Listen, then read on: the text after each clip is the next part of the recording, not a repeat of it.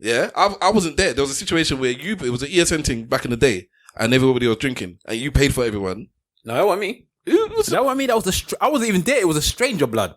Oh yeah, I remember. Are you talking about the big debacle? The thing where basically all the men got cussed. Yeah, but I wasn't there. I was there. I thought it was you that paid. No. It was some next. It was not some next. I wasn't person. even there, blood. I had gone a long time. Somebody came and basically, because they wanted this is the situation. Right. Man then went with girls, innit? Yeah? That man went with ESN girls, yeah? So when we say ESN girls, I mean the girls that was in our group circle, in the debating group. They all we had all events and whatever, and they went to the cinema. So now this guy, I think it was an American guy or something, must have come from nowhere and started chatting to the girls. Like these mans was, I'm assuming, trying to entertain, alright? These are the ESN guys. So at some point, because he was trying to chat to these man's girls, just to tell them to basically push them to the side, he paid for all of their drinks. They said, I'm just going to buy everyone drinks. So he bought all the girls drinks, and just to shut the mans up, he bought them drinks too. Nice. And the mans took the drinks. It, yeah. Like some pussy out. That's it. And then the girls came to the group to cuss the mans down. Like, how can you let a man come from nowhere? I'm paid. You took us all out, and you let the mans buy you drinks. Yeah. Like this is. They remember I was saying that you might as well lift up your skirt. That's what they were saying to their man out there. Like, Hey. you think they control some meat? That wasn't me. I wasn't there. That could never happen. That could never be me. Finish your story because boy, you know, like it's you was asking Miss Lady a question, so you started off there. Oh, but basically, I feel that.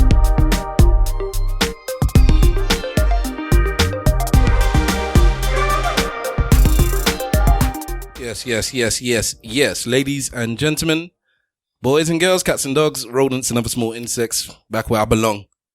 Oh, in the driver's seat. No, I'll talk about that in a minute. Actually, okay. momentarily. This is the Eloquently Saying Nothing podcast. This is episode number 276. I think that's your job now, man. Blatant. Because you know what it'd be. Late. Yes. 276 of the Eloquently Saying Nothing podcast. Hashtag ESN pod to start or join in the conversation. You can find us at ESN podcast on all your social medias. And if you want to send us any comments, queries, dilemmas, anything of the sort, you can email us at esnpodcast@gmail.com. I am your very, very dark host, Get down. Stavros Bus. Get down. And in the room with me this very night, I have Big Wahala. That big guy it's not a big guy until it was good people. He's putting me off my flow now. Yeah, I noticed. It's putting me off my flow, bro. Because I just want to say it and get out of the way. What a shame.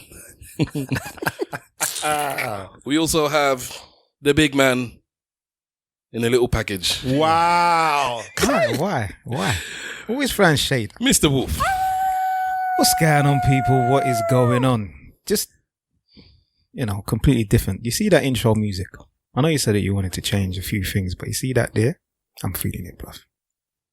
I love it, man. Produced by our very own. Yes. The only reason I didn't change it is because I didn't have because the time. You didn't have the time. I know. It's always the same thing. I love it, man. But anyway, this week's Yoruba proverb, I do a Yoruba proverb every single week, and it is partly to enlighten people of our culture and also to help me in my pursuit of learning the language. You know what I'm saying? It's more the second than the first, though, isn't it? Really, it's more in pursuit of you learning the language than enlighten people. I think everyone knows Yoruba demons, so. Yeah, I'm not the Yoruba I demon. threw it from the Igbo side of the river. Do you know what I'm saying? Joking, Halloween is here as well, but I'm not about that. Plenty of. I'm seeing too many Nigerians involving themselves in this witchcraft. It's just, yeah, but people would think and suggest that there's certain parts of Yoruba culture that is witchcraft and juju. Yes, but it's not Oyibo juju. True. Pure trick-or-treating yesterday, I saw. And even still, it's so irresponsible. I saw a pair of it, and I'm like, "What is wrong with you people?" In your ends? No, in Hackney. In the manor? You think in my ends? There was a lot of parties yesterday as well. I'm talking about kids with bags going from door to door. From door to door during the quarantine. Wow, with their parents on toll. Like, why are you doing that? Now, imagine if you go and knock on an old person's door now, you spread it. Well, then the old person should be opening the door. Who's out there? Corona carrying kids. CCC. I like that. Sorry, CCC's got that's quite prominent in Nigeria as well. Celestial Church of Christ, White Garment Church. Wow, you will know what that is. Have you ever been there? Yes, when I was a youth, mate, that was the place. But my parents left that place promptly because that place there is a bit. Yes, that's the one you have to wear. You have to wear white pants, innit? White garment. But you have to also wear white pants. No. I heard that you have to wear white pants as well. Talking about like everything has to be white. No, right down to the pant, and you can't wear shoes. Garment. It's white on. You can't wear shoes. You can't wear shoes, even there and back, innit? White garment. Fuck on us. You know, you got the four corners. You can't wear shoes. No, you go into the building, and then when you got to take the shoes off. Yeah, that's right. Anyway, let me do my proverb. Man. There's a lot of places that do that anyway. Sorry, let you land. Let me land. Right, this week's Yoruba proverb. Bear with me. I'm gonna try. Aka owo ti lile onibara ti onche eke ebun. Oh, I got a round of applause as well. Because you're that type of person that we need to do that. Yes. You remind me of my daughter. I need the accolades, bro. No, she always looks at me like, Daddy, I've done something. Can I have some acclaim? I said, this girl's too much like me. I want the accolades. There you go. You know, aka owo ti lile onigbara ti onche eke ebun. I guess it's way we did it like that's not right. Bro, it lost me the first language.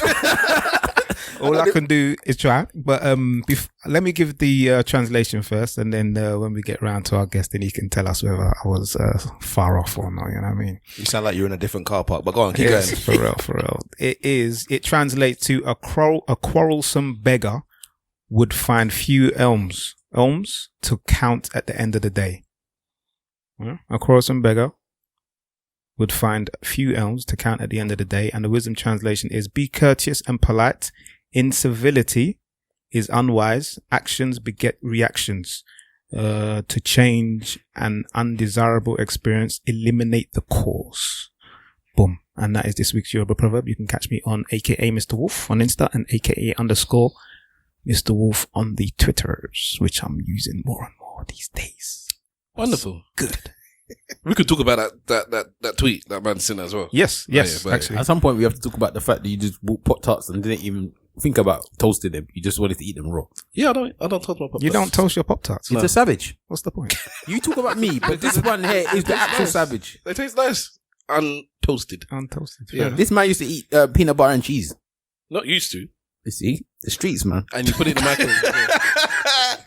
Hang on, you put it in the microwave? Yeah, that makes it on nice. bread, obviously. Yeah, you melt the cheese. Yeah, man, and the peanut.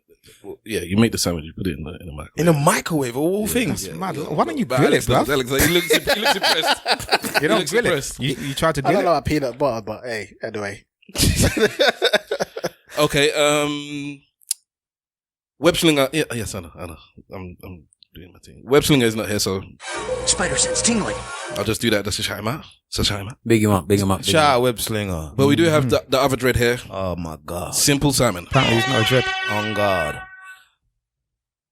Sorry. it's gonna take me a while to get over that one. He's not a dread though, is he? We have the other Rasta. No, well, the only Rasta. Okay, well, he's a Simple Simon. I hate nothing more than a friend killer. I hate nothing more than a person who would seek to kill their own friend if it were to benefit them. I am of the opinion that family goes beyond blood. Gaza. That was a short excerpt from a poem by the Right Honourable Popcorn. In its original rendition, this poem is called Family, and it sounded a little something like this. Yo, Shaggy. Yo, Cuz. Family. Yo, I know this. And we say family. Sure. If I want in me, hate a friend killer. You know me believe in a friend killer. It's important. Family. And we say family. Me love me family, them to me heart. You would dearest one of them. Oh no. They to the end, they from me start. Podcast. Cause them no know when we are buy 3 sardines and the 1 pound of rice from shop. And them no know when we are get cheese by Ladies and gentlemen, boys and girls, cats and dogs, rodents and other small insects. Welcome to the ESN podcast. I like the way you treat me, still. I'm not gonna lie to Isn't you. it, man? He gets special treatment, though. That was the song, bro. Family. It was popcorn that really got the special treatment. Family. Not popcorn. You know what? Popcorn. Yeah, We that's what I said. need to respect that because there's certain man, we spoke about this on ESN radio, that there's certain man when they say certain things, I respect what they're saying because I believe them. Yeah. When he says family, I believe he's a family man. And the reason why I know that is because when Kano went to Jamaica, he took him to the family home. And he cooked fish for him. That's why he did the return vision when he came to London. He did the same thing With Kano, because it's family. Family. Family's big, man. And okay, in the room with us we have an illustrious guest. I didn't even say at Simple Simon FB on Sorry, Twitter. bro. I don't have Instagrams. Gaza always say forever. Bang, bang, bang, bang, bang, bang, bang. Sorry. You left a bit. Huh? Alliance is the foundation. Alliance is the... Yes! He knows! I like it. What alliance is that? Alliance as in Bounty Killer Alliance. Which is what? It's the original crew that started. Gaza came out of Alliance. Oh. And so did the Gully side came out. You know, Alliance. when we're doing the Bashman ESN radio, he has to come in. Yeah, because I am clearly no expert, but we have to do it. So yeah, you'll be invited onto that one. I look forward to it. I enjoyed that last ESN radio. I've listened to that so many times, Well, the same one that we just did. The Queensbridge one. Well, It was a good episode. it's all right, man. All right, We did all right. But beyond all that, Which guest first? sorry. Which guest first? Oh, we got one guest actually. I'm confused now. No, it's all right. Good. No, listen, you're taking the shine off of our current guest. You get me? All right then. In the room with us this very night, we have an illustrious guest. Illustrious. And his name is, I can't even be asked to do big up things. Is Alexander Amosu. What? You can't do a man like that. Listen, this is one of our prominent.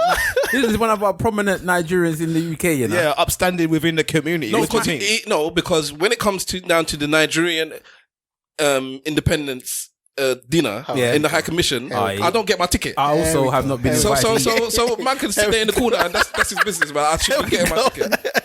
When he's around illustrious Nigerians, as you say, people of stature, he doesn't invite us. You get me? No, that's a lie though, because we do go to the polo thing.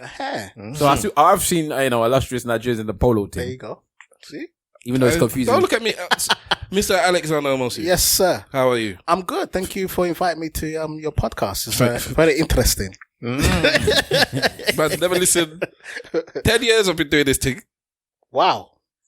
10 years. 10 years, bro. man. 10 years. Jeez. Like this. We took a little Wow. hiatus. We took a little hiatus. Wow. But it's still this, 10 man. years. That's amazing. When I was with my cousin, she didn't know. Well, that's what happens. No, enough people don't know. That's why we're rubbish. And that's why, Because we don't promote. yeah, well, we're Wow. looking to do that now. That's amazing. Alex, would you like to tell us a bit about yourself? What would you like to know, man? Have we got all day? Wow. He's a nice. The chest. Okay. Well, how about if you kind of fill in as to where you know us from? Yes, You know what I'm yes, saying? yes. Me, Stavros, and the rest of the crew. Yes, so I'll do it in order because obviously it's quite interesting. So I know Mr. Wolf. I was actually going to say his name. You did good. Don't worry, he'll say it for himself later. Save. We went to university together. Yeah. Mr. Wolf actually went to university, yes. Yeah, ladies and of course. gentlemen. Did you complete? I'm not sure if he studied anything in class, but Did you complete your degree? I didn't actually. You didn't complete. No, I didn't. Waste Nigeria. No, but I told you why. I know why you didn't. All right. I'm still saying waste. Wow. Also waste. So so we were in the same class and we clicked. We've known him since university days. It's a long So time ago, man. that's a memory lane. How long ago, guys? Show your age. I'm not gonna say the dates, but it's a long time ago. And then I'll know what's your alias? It's Stavros, man. Yeah, but he's not me as Stavros. Yes, Stavros the Boss Windros. But what was his alias before that, though? Let him say it, did it? I don't know what was his alias before that? What would your brothers call me? If I see your brothers, they won't call me Stavros. They call it Toothpick. That's it. Yeah, they call it Toothpick. Yeah. That's it. I had so many aliases. I mean, trying to keep count. Thomas was my Englishman. Yeah. Man said his name was Thomas. When man used to work at a certain place, his name badge was Thomas. That's crazy. Rags, you had to go and ask, is Thomas about? And they'd be like, I'm like, why is your name Thomas? Yeah. You used to call yourself Thomas. Yeah. And the R&B ringtone stays here? Right. When you're picking up the phone, innit? Yeah. That was the I one. think we all had aliases. Exactly. Yeah, everyone. I don't think anyone really used their name, especially when they're speaking to clients. Exactly. Yeah. Clients. Yeah, I like. not punters. People. Not punters. Yeah. So I met Mr. Stavros outside a nightclub. You know? That sounds so wrong, doesn't it? It was Temple. It was Temple. Temple nightclub in Tottenham. Yeah. Tottenham. Wow. Was it Temple? Yeah, It was yes, Temple, bro. Temple. I remember the day because It's Temple. Yes, it was Temple. So that Hold on, when is anniversaries last month What anniversary? of when we first met? We first met 21 years ago. Right. This last month. You're keeping How do you count. know? Because it was Nigerian independence. Was it that day? Snap. Was Nigerian independence. Nigerian independence. Was Westwood, right? Was it Westwood or Temple? It was somebody at Temple. It was Nigerian independence 2000. 2000. 2000. Wow. So not 21. Yeah, so 20. 20 years ago. crazy. 20 years ago, last month is when I first met you. That's nuts. Prostitutes never forget what they used to do. Because you have to remember, he was outside Temple. Do you get what I mean? They don't forget. I share what? Go on then, bro. Yeah, so you two can fill in the story. Yes, so That's if he remembers the story. well, all I remember is my phone played a ringtone, and some black guy from somewhere came out and said, "That ringtone shit, man, rubbish. I could show you better. I do better ringtones." And then he played his song. No. That's what That's almost right. Okay. But that wasn't me that came up to you and spoke to you. That was me. Oh, That was okay. me because you played the ringtones and I was Yeah. like, nah, fam. My brother's ringtones are better than yours. Because Okay. the reason why I'm saying that, because Simple would know, because me and Simple went to college together. Yeah. I was pimping Stav's ringtones. Like I was the man at college for ringtones. Wow. Because Stav had all the ringtones. Yeah. So I used to get ringtones. He had there was two things that Stav had that were, back in the day I was pimping. One was shoelaces, because Stav used to do shoelaces heavy back in the day. Yeah. He used to do them like woven shoelaces. This is before when I was in school. And then in college, he was the one that was giving me all the ringtones. Yeah. So then when we met that day, I already knew that he had the ringtone. That's Like, right. anyone that ever heard that Beatnuts ringtone, That's anyone that ever heard that Beatnuts ringtone anywhere in the world, that came from Stav. Which beat nuts? That came from Stav. No, you have to put context on this. Obviously, you're talking 20 years ago now. Yeah, so. I'm not saying before. I'm not telling. No one's gonna tell me somebody else made that ringtone. No. Because they did What I'm saying is, Okay. you got to put context on it. Yeah. So for the listeners, 20 years ago, it's not no MP3 tone that's playing. You had Monophonic. monophonic, monophonic and tone. you had to program them tones yourself. Keypad thing. Yes, it took time. And you wouldn't press one button, you'd have to press a whole heap of them. Yes, And it yes. took time. So just put it into context. A man made the ringtone. So yeah, so he had the heaviest ringtones on the road as far as I was concerned. I didn't even know that there was a R&B ringtones thing. Yes. I didn't know at the time. So then, obviously, when we met you outside, you was promoting your ringtone business. Correct. Which is a big business. We enjoy it and we salute that business because it helped a lot of people on the road. Yes. Get good jobs and whatever and go from there. But yeah, your ringtones won't touch his dad's ringtone. Wow. No. But in fairness and in truthness, that's the reason why I hired staff. Straight away, man. Straight away. That's it. That was, because I was standing there thinking, hold on a minute, my ringtone is shit. In comparison. In comparison to what this guy is showing me, I was like, nah, you gotta come to the office. Come to the office. Do you want a job? Yeah, man. It was an on the spot, them type of proper entrepreneur. As an entrepreneur, Yes. you saw an opportunity, Yes. and you took it. But sometimes, and this is why I say that, ego can get the better of people. Somebody else might have said, you know what, his ringtone is better, but I'm not going to display in front of all these people that mine is whack. I just saw it as, I don't give a damn. This guy's got a better ringtone. There's an opportunity for a business relationship and let's progress with that together. Full stop. And we were outside. I mean, you can imagine all the people around us probably thinking what these guys doing, talking about ringtones. Flashing on ringtones. They quickly took out. I didn't care. I was like, what? I don't know what you people are talking about. He came to me, come, show this man your ringtone. I'm like, what are you talking about? Like, you got better ringtones in him. I'm like, Yeah. so what? Yeah. Like, play it. got to do with it? Can I ask you a question? Yeah, go on. Did how after you had this conversation for the rest of the night, did it play on your mind, or did you let it go and then? No, straight away.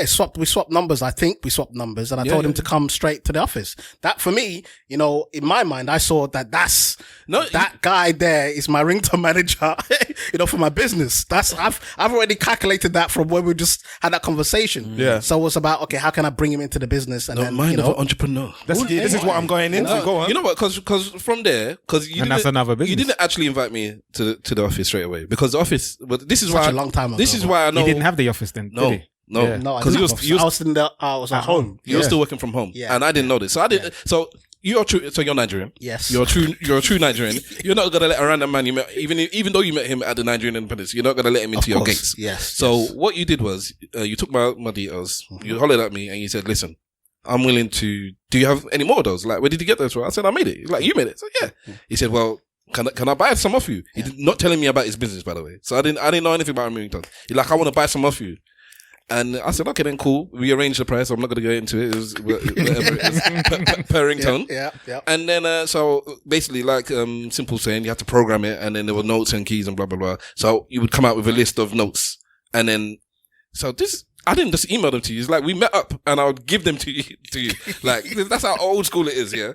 So that happened about 2 times, and then you can tell me, but I got the impression that this man is not lying. He's not just getting it because I think you would have requested certain things. Can you do this for me and that for me? Yeah. So then I've come through with it. He's then programmed it on his side, and then it's like okay, this is the real deal. Yeah. So then after a couple of times with Lincoln, he's like, "Listen, this is actually what I do. I run a ringtones company, yeah, and I want you to come on board and run the ringtone section." And then I remember this because for me, it was actually taken into account at the time. I was 20, right? Or 21. And so he brought me into the office. This is not too far from me, actually. Just down the road. It's literally, just down the road from here. There was no computers there, was there? There was no it was an empty room. I remember this. It was like if you watch one of them films where somebody's trying to sell your dream. Yeah. He took me into the office and he bled out. This is my dream. This is what I want. Yeah. This is what I want there. And I think one of the things I liked is because he had pictured everything out. It's kind of like what Swift's doing. And then so I remember this because it was just before New Year's. And you opened like January 2nd or 3rd, I remember. 2001. Yeah, that's why I remember. Yeah, because it's easy. Because I remember we watched the Twin Towers fall there and everything. I was sitting in the office. All of us were watching it. Yeah. So just before the New Year's, I'd gone there. I'd seen the empty office. It's like, this is my plan. Mm-hmm. And then I want you to start. We're gonna start brand new year, new office. Come on board, blah, blah, blah, and then that's it. So that's when I came into the office after a couple of times, after a few weeks of doing whatever. So that's from October to January. Yes. Memory lanes. And then that was that, man. Yep. And then he was the chief headphone ringtone designer. Can I just say that? Wow. Titles. Can I just say that? Within all of this time, I still didn't get any percentage of this ringtone money that I was making. I don't understand why you're getting the percentage. I was a manager. Where? How? Did I not get him the job? My friend, you didn't enforce your management. He's the recruitment manager. If it wasn't for me, he wouldn't have this job. Wait. Did you just say what he said? He didn't say that you weren't the manager. He said you didn't enforce it. Exactly. Which means so it's your fault then. No, I'm not asking him for the money. It's him. No, but if you enforced it, you would have. As my brother, he should have gave me bread. Recruiter. Huh? Recruiter. Somebody said you were the recruitment manager. Well, he kind of recruit. Yeah, recruit is better than manager. Yeah, that which means you only get one-off commission. 15% of the salary. No, it's one-off commission. No. When you're a recruitment manager, whatever the salary is, you get a percentage. Only once, but of the whole salary that they get, you get a percentage of it. Like the whole salary, not just the annual salary. You only get annual salary, not the whole salary. Yeah, the annual salary. Yeah, just 1 year. Exactly. 1 year. But did I even get 1 month? You got a pat on the back. Can I just ask? But I have to say, before we move on, I have to say, this guy here was the best investment I ever made. Seriously? 100%. You see, I'm look what I did for people's lives, man. Family. We say family. Yeah. And Stav has been told that before. Stav, you heard that before? No. See? How do you feel, bro? It's not that I didn't know. My dad told me. My dad told me many times. If it wasn't for you. If I had met you in today, and the same situation that happened now, it'd be completely different, man. Yeah. You would have had to pay out the arsehole for me. Because for instance, podcasting now, I'm not even as good a podcaster in terms of production and editing as I was a ringtone maker. Ringtone, like that was easy. Natural. Even this, natural. This I had to learn, but I've learned now, and I'm better than most. Yeah. So I've had people reach out and say blah blah blah, and you cannot afford me, and I just send them away. I don't even ask like, what is your budget? Yeah. I actually tell them you can't afford me. No, you can't afford me, because I know I'm what I'm worth. And when I was a 20-year-old, I did not know what I was worth. No, I would disagree with that, because I think as 21 years old, we know what we are capable of to that extent. And if somebody, you know a lot, then you think you do. Not business. For me, you did. Well, forget business for a minute. That's what you had a talent. Yeah. To which you got paid for that talent. Yeah. And not enough. Raping you records, raping you. Puff Daddy style, boy. Puff Daddy. He took your what's it called? Took your publishing. Took your royalty, he took everything, blood. He's still making money off your ringtones now, blood. Every time a ringtone gets played, Alex gets money. He's just like, yeah. I mean, don't forget, we even had Sway. Sway was making ringtones for us. Yeah. We had Sway making ringtones for us. Sway the Sappho. Yeah, Sway the... Yeah, Sway was because... Like you said, I headed the ringtone section, which was a tiny section. Yeah. But I'd hire somebody, you had and then I'd people. fire them just immediately. He was getting them all in, so I don't know. I don't know how where you're finding them. Trying to, But it was only until Sway came and it's like, finally, there's somebody that actually can keep up with me, because everybody else was just like waste. No offense, actually, because there's gonna be people that actually were there. Of course, they're gonna be offended. But this is why when people talk about management, because it's been a long time since I've been a manager, but I have managed, and I said that I have managed. My management style was ruthless, because he was a nice manager, yeah. So I'm not, as much as whatever I'm saying, as a manager, he was nice. You could talk to him, you could work with him, blah blah blah blah blah. It's cool. But me, I was ruthless. So when I hear people like moaning about things, I'm like, you better be happy you don't have me. Because I didn't take fool for it's like, that's mad though. The thing is, because I know the work I do. Imagine what I'm doing here. All the work I'm doing here. So now imagine I'm paying other mans to do stuff. And they're not doing it. And then no. Because I'm doing this. How can I be doing more work than you? Yeah. But it happens sometimes with the managing. No. Can I ask one quick question? Go for it. Because we got Miss Lady in the building. Yeah, I was going to say. I was going to ask her, Miss Lady, you're a bit younger than us still. Do you remember the ringtones that we're referring to? I remember them. You remember them still? Yeah, I do. There's no Stav made a lot of those ringtones. Really? Miss Lady is in the building. Hi, everyone. Hey. Say hello to everyone. Hello. What are we going to describe Miss Lady? Friend of the pod or what? We said friend of the pod last time, yeah. But I had messages. Why don't we just say it as it is? Miss Lady. Promote yourself, because if it's good. If it's good. Myself. Yeah. Okay, then I'll leave it in your hands, Miss All. Maybe after some time I might reveal myself. Oh, but I like that. as for now, I'm just content with how everything is. Love Okay. it. Well, she's helping with the content creation. Yeah? Love it. That's what we're going to say. She's helping with the Perfect. content creation. Perfect. One thing I think we want to talk about, if we're just because we're on this army ringtone section of your life at this present moment in time. Do you remember when you did the documentary? The what? The documentary. Oh, yeah. Which one? That was Which one? Because the very first one. We had a couple. The first. Are you sure it was the first one? Okay, maybe We did a channel. I think the channel 4 one. was the first one. the one where everything when everything closed down. No, that wasn't channel 4. Whatever one that was one of the most heartfelt moments I've ever seen on television. It was almost as heartfelt as when Rodney got married and left Doughboy in the pub. Only fools and horses. You know what I'm talking about? You know the scene I'm talking about? I do. I keep holding, and he's on his own. He was walking through the office, the same office that they were talking about, because unfortunately the business had to close down. Yeah. And you made your people redundant, including some of your own family. Yeah. And you was on your own, and you like reflecting on it. You was like, I don't remember that documentary. see how you just redundant people you don't even remember. I don't remember it either. I remember it, man. I don't remember that I documentary. remember it, and you was like saying, I have to get rid of everyone, and blah, blah, blah. And it's like you almost like switched off the lights and everything, and it was like the end of the army ringtone. It was like the end. Wow. And it was. I remember it. Maybe I remember something wrong. I'll tell you what I remember on one of the documentaries. What? Is that you was on one of the documentaries? Sorry? Yeah, I was on a couple. Yeah. But one of them, they described me as like the office Joker toothpick.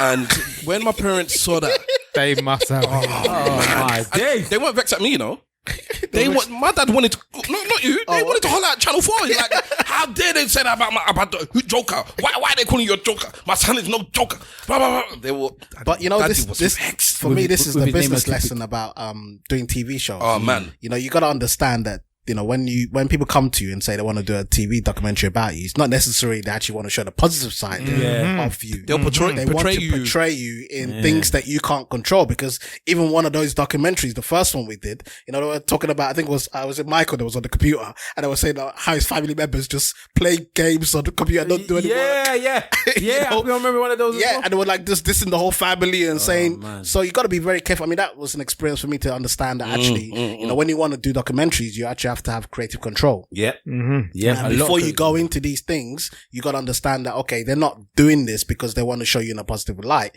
They want to do good documentary, and good documentary needs drama. And you're just an expense to that drama. So very early on, I understood after doing Channel 4 one, if we're going to do a documentary, we've got to control some kind of controlling power on how we visually get exposed. Like nowadays, if I was to do a documentary or someone wants to do, I know exactly how to make it look in my favor. Like the Lagos to London one.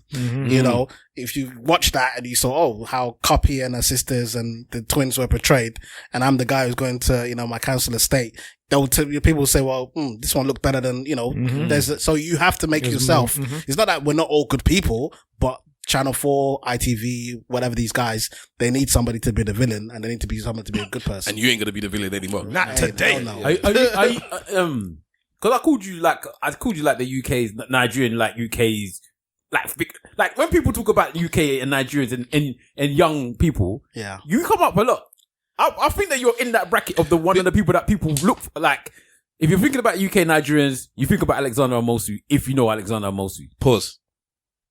Let's get into the history then before we continue, because there's going to be people who don't know. We were just talking about this the other day, just in talking, where people in the room know what we're discussing, but people listening outside are like, I don't know who this guy is. I kind of get what you're talking about, but I don't know. Yeah. So Alexander, if you tell us, so obviously I met you at a certain point in your history, but just before then, even years before then, because that would have been your second business, isn't it? We call you much more than that, actually. Okay, sorry. In fact, because I don't know. You're the serial entrepreneur. So tell us about your just blah blah blah up to where you are now, in a nice concise way of your business for journey. sure. I mean, I could start from when I started, which was having the entrepreneurial trait was when I was 12, because obviously we lived in the council estate. My grandmother at the time was looking after us, and we weren't exactly living lavish. My trainers was Pony. That's even good. For some, that's even good. Yeah, it's good. I mean, instead of normal, Adidas stripes, I think I had like 7 stripes on my shoe. And back then, your classmates are gonna let you know how many stripes you got, because it's not the same as everybody else. So, obviously I took upon myself to do like paper round, and obviously made a bit of money doing paper round, but that's what gave me the thirst for money, because I realized that actually, I can do paper round and, do a week's job, get £10. All right, saved my £10 for 4 weeks. That's 40 quid. I could go to the store now and buy something nice for myself and put on my shoes. And, walking into my school with a nice trainers when I'm the African kid that, came off the boat, suddenly got me a bit of reputation, and I got people, kind of interested in talking to me and giving me that kind of, so in my mindset it was like, all I've got to do is just work a bit harder and make some money, and, I'll get accepted amongst my peers. That's kind of the mentality that I started off with.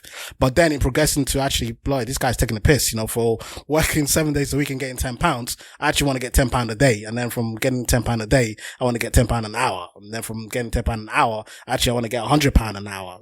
So I've got to start thinking about what can I do to shorten my work time, but get more money. And that's how it started. And obviously I did football tournaments, basketball tournaments, parties in college and universities. And then progressed in that, started doing, the Shadow King, which is our DJ thing. So we were DJing at friends' parties, getting 150, 250 pounds, just DJing around, and everybody would have like records and mic, and just turn somebody's house upside down, remove everything, and then we'll have a house party. So they'll call us if they want to have an MC, DJ and equipment and stuff like that. So I was making money from that for our area in, North London. That was quite good. And then from there, obviously I had a cleaning company. That's what propelled me to start making some good money, like £2,000, a month and stuff like that. And then obviously stumbled onto the ringtones. The ringtone I stumbled on because I was working at Tandy's, and I bought my first mobile phone, which was a Nokia 3210. Shout out to the Nokia. You know, Nokia changed a lot of people's lives. Yeah. Trust me. And they hate Apple now to this day, blood. To this day. Took him out. Yeah, man. So having the Nokia phone and obviously at home being bored, you know, I thought, okay, let me just experiment with the, you know, the notes section of it. Obviously you press 1, 2, 3, or me, you know. So obviously it took me like 4 or 5 hours trying to create Big Pimpin'. You know, I didn't think it was anything special, but obviously, you know, Andrew come into the room, heard it. So, that's really good. You know, can I take your phone? I'm going to show my friends. Andrew's his brother, by the way. Yeah, Andrew's my brother. So he took it to school. You know, everybody in his class wanted it. He didn't have to obviously put it into their phone. So they all came to the house. So when they all came to the house, I'm thinking, okay, who's fighting now? Because, you know, if everyone knows Andrew, you know, I've got 21 people outside the house. I'm thinking something's going down. But I thought, wow, if all these people want the ringtone, I'm going to charge them £1 each. That's 21 quid. So I made £21. And then from that day on, I thought, you know what, I'm going to have to think about how I'm going to do this like properly. You know, because if I made one ringtone, that's 21 quid. If I make 10 more, that could be 200 quid, you know? And that's how the ringtone business started. Yes. And, you was branded as, ringtone millionaire. Yeah. You were the first person I knew that had a push. Boxster. Yeah. Mad thing. Yeah. I remember you was rolling in the hood of that push. There was black people out there with that Porsche Boxster. I was just 24 and had one. Yeah. That's well, all. you was over my age in it. Around my age time that I had a push. Yeah. So what did you, how did you progress from that point? Because obviously the ringtones was a major part of your development. Yeah. Obviously I remember that time because I was there at the beginning, but, you spoke quite a lot about the cleaning company, how that propelled you, and then the ringtones company propelled you even further. Yeah. What did you go on from that point? Like, what kind of ideas did you have, and what did you follow up? So with the ringtone business, I think, you know, the death of it was pretty much, you know, obviously polyphonic ringtone and, you know, it evolving into a space where actually people could just record their own ringtone in a mobile phone, you know. And so we had to rethink our strategy and think about something new. That's when we went into Mob's Video. You know, Stavros was making it. We're looking at, and this is before YouTube. You don't know how much I get haunted by this business. You know? Let me tell you, right? Wow. We were, I don't care what anybody says, we were the Instagram of our time. Yes. Before even anybody was even onto. Before the internet became mad. Before even, you know, if we were like 3 years later, we will be in the right space and be able to compete. We were just too early. We were way too early. So many times in life it was too. Look at the podcast, for instance. Yeah, we were too I'm early. saying we're celebrating 10 years. Yeah. When did podcast blow up? Like 5 years ago. Yeah.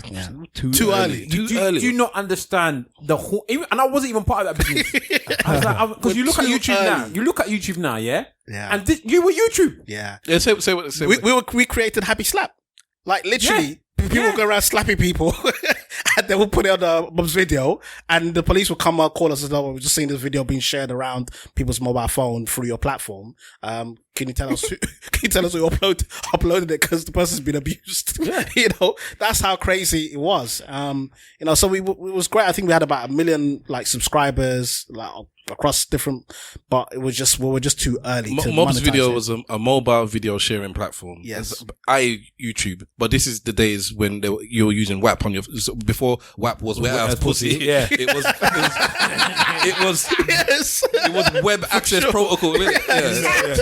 So this is before HTML on your phone. So this is before the iPhone basically. Yes. So iPhone was the one that brought like full internet onto kind of like pop in the popular way. That's the one that brought internet onto your phone. But not your Nokia communicator and all that stuff. Shout out to HTC massive. But let's even break it down. There was only like 3 handsets on the market. Like there was a Nokia, what did there we was have? Sony, Ericsson, and I think it was Sony Ericsson Yes, with the stylus. Yeah. The P900. P900, yeah. P900. Yeah. And phone was there was another phone, whether it was a Samsung or LG, I can't remember which one it was. There was only 3 handsets that we were working from just to create that content that we created. It was quite, you know, for me it was innovative and it was quite, you know, to show our mental intellect. Even with the ringtone business, I felt that even our competitors who had much larger funds than us, they were copying our content. Of course they were. They were replicating, trying to compete with us in our space. The thing with the ringtones, especially back when the monophonic one, which is because monophonic is that, polyphonic was the ones where it's kind of like music, sounded a bit. It sounded a bit like music, but it wasn't. It was just you could use more than one tone. No, you could use correct. Was, More than was, one it, was it thread. 4? And then it turned to something 8 like or something like that. Anyways, Yeah. and then you had your MP3 ones where it's just and then that's when it was just dead. Innit? Yeah. Like, you could either record off the radio or download it, and that was LimeWire times, innit? Correct. Just download Correct. what you want in it and use Yeah. it. So I forgot my point. I don't know if you're going to talk about the fact that MTV. It was MTV that started buying all the ringtones companies and stuff. Oh no, okay, yeah. No, it wasn't MTV, but people were buying. Some of them. A lot of people were buying the businesses. Yeah. My point was that if you bought a ringtone for £3, £5, £6, wherever it was, £3. you Yeah, exactly. I remember. In some cases, it was big expensive. was it? Let's not talk about that, but let's move on. Right. I remember. I know some phone bills were coming. Yeah. If you bought a ringtone, all right, for £3, Yeah. once you had it on your phone, then you had it. You could replicate it. You could send it out even. Yes. Yeah. So any big company Bootleggers. could just call out Ambi ringtones. Yeah. Did we even say that's the name of the company? Call out Ambi ringtones. Buy all the ringtones and then just take it. I don't and even. put it on their I own don't even platform. know if I told you the telecom company that we used where we uploaded, because you know at one time we had it so that people can order it without us actually assisting with the service. So it's automated. It was automated. So we had to You basically sent a upload. text message, didn't it? Yeah. Fantastic. So we had to upload the content onto the platform. I found out later that the telecom company was actually selling our content behind our back. Oh wow! So they were ripping us off. and so because we started with the telecom company first, they never started in the ringtone business. In fact, I had to pitch them and tell them what the idea was, and then they built the system for us. But the problem with that, and this is again like business lessons that you learn in life, because when I was negotiating that deal, I told them I didn't have 25 grand up front to build a system. So they said, look, we'll build the system, but we'll own the system. Chinese. That's what they're doing in Nigeria right now, blood. That's what they're doing in Nigeria right now. One time. So building the system virus. meant that I didn't have ownership. However, what they did when they saw that our business was really being successful, they started selling that system onto other people who wanted to start their own ringtone business. Yep, that's how it works. The issue was that those companies didn't have no content. Now, instead of them to actually pay us and, say, look, I want to license your content, they were giving them our content and selling it on as As a package. as a package.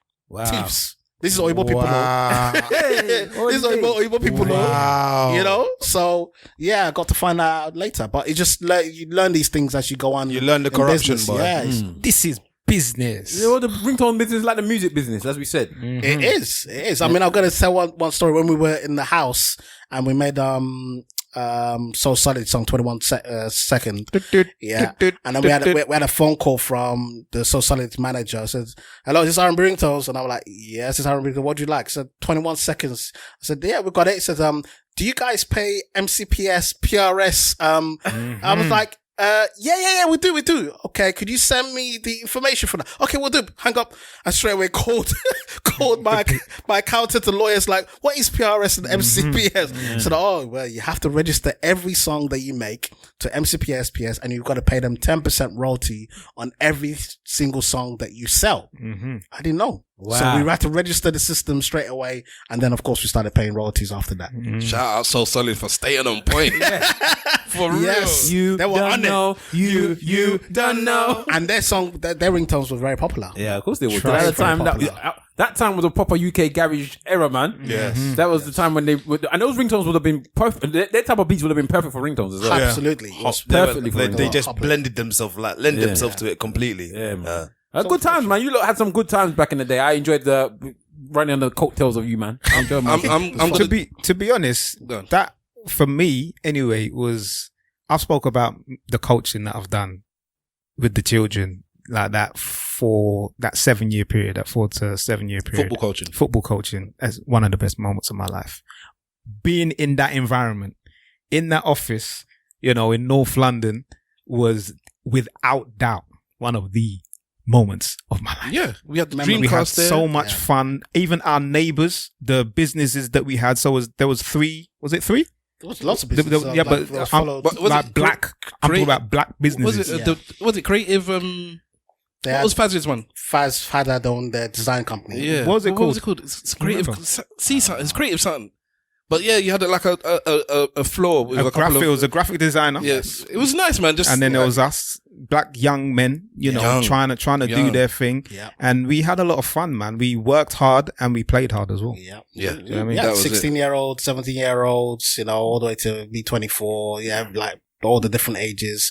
People even message me now on DMs to say, I work for you. And I'm looking at that. I can't remember you. Because there was quite a few people that came in. It was a conveyor belt. It was. But all right, so let me try and do this quick so we don't just turn into a bunch of old men reminiscing. No, don't say sorry. Don't say sorry. It's good conversation. It is. But the office there was an office, like you said. Eventually, you turned into two offices. You bought one next door, correct. And you say basically that turned into the business office where you had the people that actually got the good money. Yeah. and then so you moved over there, and then basically I ran the office that was there, Correct. which was You had you had the phones. call call center. center. That makes more sense. Yeah, so I invested the money. yeah. The more you explain it, the more I got a bit more admiration for you. I didn't know you was doing all this. I just thought you were just doing ringtones and managing the ringtone section. I ran the thing after one. Okay. Man didn't have to come in like Stavros is the boss. Yeah. All right, fair enough. Go on. So then, I've spoken about my ex in the past. The one that I was proposed to when I was in my early 20s is this man's cousin here. We warned him. I don't think we can award anybody the way we warned him. It's almost like the way we warned him. Like I hate my cousin, but it's not like I hate my cousin. When I said no, and then her brother phoned him up and said no. This man Everybody told him no. It's okay. It's all right. But we left him. Yeah, I fell head over heels in love with his cousin. We know and this. and the reason is because man had his family working in the office. Yes, I so did, his yes. mum was a secretary stroke boss of the room. Yes. Yeah, you walk into the office and prostrate before you go to your desk. You get me? If we doing work. Like Ado. Have you seen Ado's Apprentice? Yeah. Yeah, it's a bit like that. So then you had your cousin, obviously. Yes, and my brothers. Yeah, your at one point, brothers. yeah. And a plethora of your cousins would come in and work almost like maybe for the summer and then go. We had some friends. Yeah, He was there. And a few other people was there. Toyin was there at one point. Yeah. So that was a good environment. And it was one of these things where if you look at it, when people talk about putting on your peoples, that was a situation there where it was like we had like all the stuff I've learned was in that office. So graphic design, when you said the other day, I'm a graphic designer, what did I learn? I learned it from Con, innit? Yeah. Con, we had an in-house graphic designer. Yes. And he was, Everything was in-house. yeah, in-house graphic designer, in-house web designer. Web designer. So that's when I learned Dreamweaver and all that stuff from back in the day. Because Dreamweaver. Yeah, I did The at white guy, I can't university. remember his name again. Sean Pym. Sean was the only white guy yeah. in our office, but he was a great web designer. He was brilliant. And he was mature compared to the rest of us. Very, very. I'm looking at him like an old man. The man was probably only like in his 30s. Yeah. But because I was in my early 20s, he seemed like an old man to me. And it was a Liverpool fan. Everyone makes mistakes. I don't remember that. Straight up Liverpool. So there were two like non-blacks. So Sean was white, Yes. and Con was Con? Hold on. Con is like Korean or stroke somewhere. It's not Filipino. Philippines. From the Philippines, isn't it? Philippines, man. Philippines. So they were the only non-black people in the office. Then it's just like two offices Filipinos, of black people. they might as well be black. Them not They, there. Nah, man. but they're honorary. No, there's a lot of. They played their basketball. innit? No, there's a lot of African history in Filipinos, Philippines. they're very. I've all of that side there. The nose. Yes. Yes. Even what they eat. He was the coolest man in the world. Yeah, both of them were cool. Both of them No, were but, really cool. I mean, they're cool as in nice people. Yeah, but very Con was nice. actually cool. Yeah. Con was like one of those people. You put on these clothes, you look at like, I want to be like you. like for real, he's like, I want to be like you. Yeah. So there was that thing, and then like you said, it closed down. Ringtones kind of fizzled out. Yeah. And then we moved on to Mob's Video, and then we worked hard at it. Very we were hard. too early, and then eventually too early. I backed out. Yes. Big up, shout out Lloyd Life. Yes. As well. Look at man like Lloyd Life. Yes. But we need to get him on the podcast at some point. Just to talk about the raving scene and all this. What Bruv, he's done. Yeah. salute Lloyd Life, he just turned 50 not long ago. For real. Wow. For real. Shout Salute. out Lloyd Life. Man's playing golf and thing now. Yeah. And he dresses the part. Yeah. Yeah. So because basically we when you started the new company, there was like 5 of us in it, and we sat down. It was like, This is what we're gonna we split do. it 5 ways. So Yeah, Lloyd Life was one, me, Yes. you. PJ Yeah. and I can't remember. I can't remember the 5th one, but I know there was 5 of us. Right, that one was really busy then, innit? Was it the people in up north that did the web stuff. We had them on as partners. Yes, correct. Stephen and there's two of them. Yeah, two white guys. Yeah, because it wasn't really up north. It was like Richmond or not Richmond. I know where it is as well. It was far London. Just not up north, but it's just. But they built the system that we were using to host all the content, and obviously for it to communicate. I mean, again, you look back at these things and you kind of think, bloody hell, you created something from scratch using people with great, because obviously we just had an idea. I knew exactly what we wanted to do in terms of how to create it, but like with anything, you need to get people who are great at what they do and then make it happen and turn it into reality. The architect and the mason. I can tell you one of your biggest mistakes. Go on. What was having me on board? I disagree. For the R&B ringtones, I was perfect. Yeah. For Mob's video, it was beyond my remit. I disagree. You had me as the tech guy, yeah. but I'm not. I disagree. But you know that now. No. See, I disagree with that. You see, there's a lot of things that Stavros puts himself down on. When he started doing the monophonic ringtone, he's the one that actually came up with the idea that we're moving into another technology, and he had to learn how to do polyphonic ringtone. So he just needed to believe in himself that he's able to learn things. And move into that, because that I believed in you, so I didn't have to worry, because everybody but himself. It's the same. Believes in that, and to this day, let me tell you something, Alex. To this day, I'm still saying that this man is my meal ticket. He does not feed him. Listen, look at Rashford. Take Rashford and feed us, bro. Because we're poor kids like and we just want free school meals. And we're looking at you to feed us, but you're just not doing it. Yeah. But yeah, man, you can't use this mic next week. yeah, fair enough. I've never tinkered with a level. So I'll say this though, yeah. As a young person, because obviously you lot are a bit older than me, right?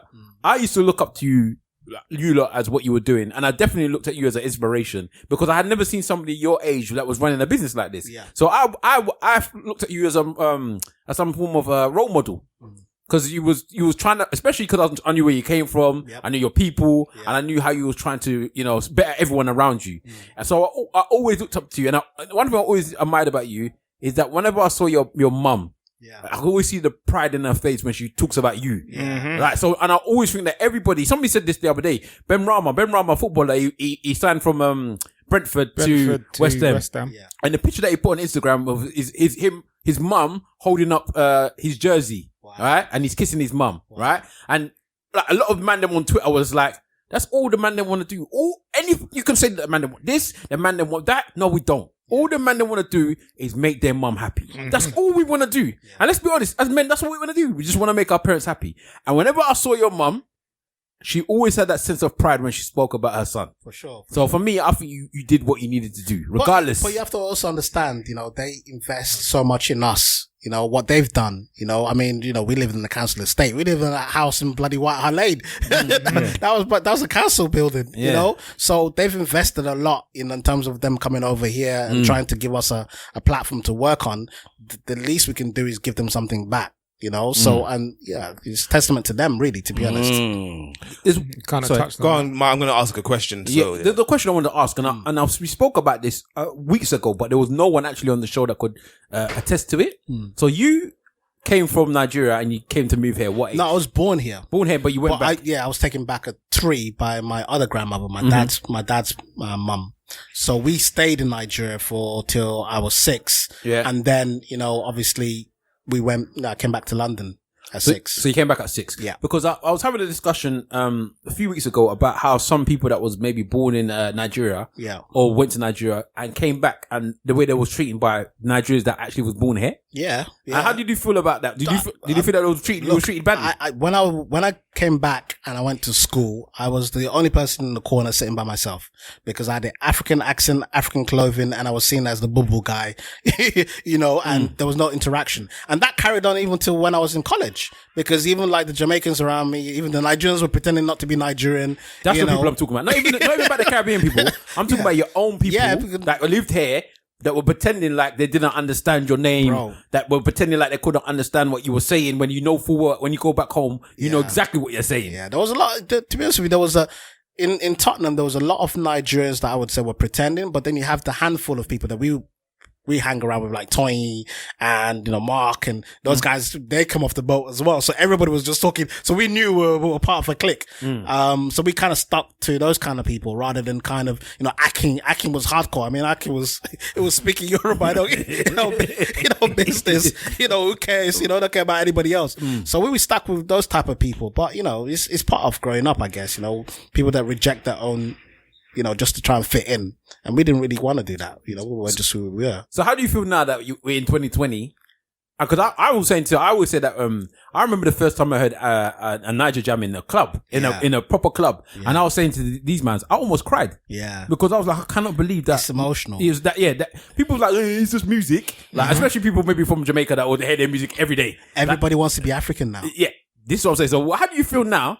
2020, and you're seeing Oyibo people speaking bits of Pidgin English, even bits of Yoruba, blah blah blah, singing the songs. You see Caribbean people that maybe in the past wasn't necessarily on your side. Now, fully embracing African culture. For me, I think it's great because it's great for my kids' generation because they're coming into it now. And, my daughter, when she goes to school, everybody knows though she was born here, I'm Nigerian first and fourth. So there's a from back when we were there, slightly, whilst we were confident, sometimes we might be shy because we don't want to be intimidated by the other people around us overpowering us with, go back to Africa or whatever the case may be. So it might be a little bit restricted in terms of letting people know we're from Nigeria. But I just love it now because it's changed and the younger generation now have to go through what we went through. And that's why I kind of appreciate it more because my daughter listens to Afro beats. When they go to school, when they talk about African Day, she's wearing a traditional outfit. People know she's Nigerian. There's a bit more of a acceptance to it than back when we did it. How much of a part do you think you played in that in London? If I'm honest, I don't think I played any part. Interesting. Who are you going to give the glory to? Go on. Who are you going to give the glory to for that? You know what? The music scene. I would say the music scene is what's, catapult us into that scenario because now listening to Afro beats has become more acceptable. I wouldn't give it to one particular person. Yeah, man. I'll give it to an industry. The movement was the music. And from when the music got into everyone's heart, the culture, the fashion, everything became, second to none. Yeah, but then the question for that then becomes, because what you're talking about now is fashion. Yeah. And as you know, fashion is very cyclic, and there comes a time where something's in and when it's not. So are you saying now that if being Nigerian or Nigerian culture is no longer fashionable, then you think your daughter would tone down her Nigerian? Absolutely not. So absolutely not. So then you've invested in the foundation of her. So absolutely. I mean, she, like I said, both my kids are hardcore Nigerian. They eat panda yam with egusi and, they even tell their friends and cuss them in Yoruba. Yes. Insult them. You're not a Nigerian if you don't know how to insult. I've said that now already. Yes. I'm not Nigerian. Yeah. Listen, let me tell you, after this SARS thing, one thing that I picked up definitely from this SARS thing is that Nigerians know how to curse people. Not cuss, not abuse, actual curse. Yeah. Somebody said, you will die without burial and an eagle will come and eat your remains. And I said, wow. And that sounds normal Miss to me. Lady's face is like, what? Wow. Yeah, that's normal. Deep. What kind of curse is that, bro? Because it's a curse, isn't it? It's like they are looking to curse. When it starts thing, they're even saying your generation. Yeah. Generation. Your lineage, your this. And I'm like, wow, you can't just be cursing these people like this, man. No, man, when you hate somebody, you hate them. Yeah, but you hate them. You're there talking about their children, their children's children, their children's children, your children's children. Just in case there is really an afterlife, I want you to see the pain that your children are going through. That's the more pain for you. Man, Nigerians know how to curse people. It's bad. It's too much. Yeah. So I had one question for you, Alex. Yeah. Being an entrepreneur, yeah? Would you say that it's a talent or would you say that it's something you can work towards being? The reason why I asked the question is there are people that want to get into entrepreneurship and there are people that just get into entrepreneurship and don't realize that's what it is. And then somebody else tells them and then they realize. So would you say it's an innate talent or would you say it's something that you can practice at? You know what? I believe it's both. I don't think you can actually put one on one because somebody could be just wake up one day and be very entrepreneurial and know how to run a business without even learning the process. They just fall into it. Yeah. And then there's certain people that need that process to actually build themselves up gradually and get into it. I've always said, to be an entrepreneur is like riding a bicycle.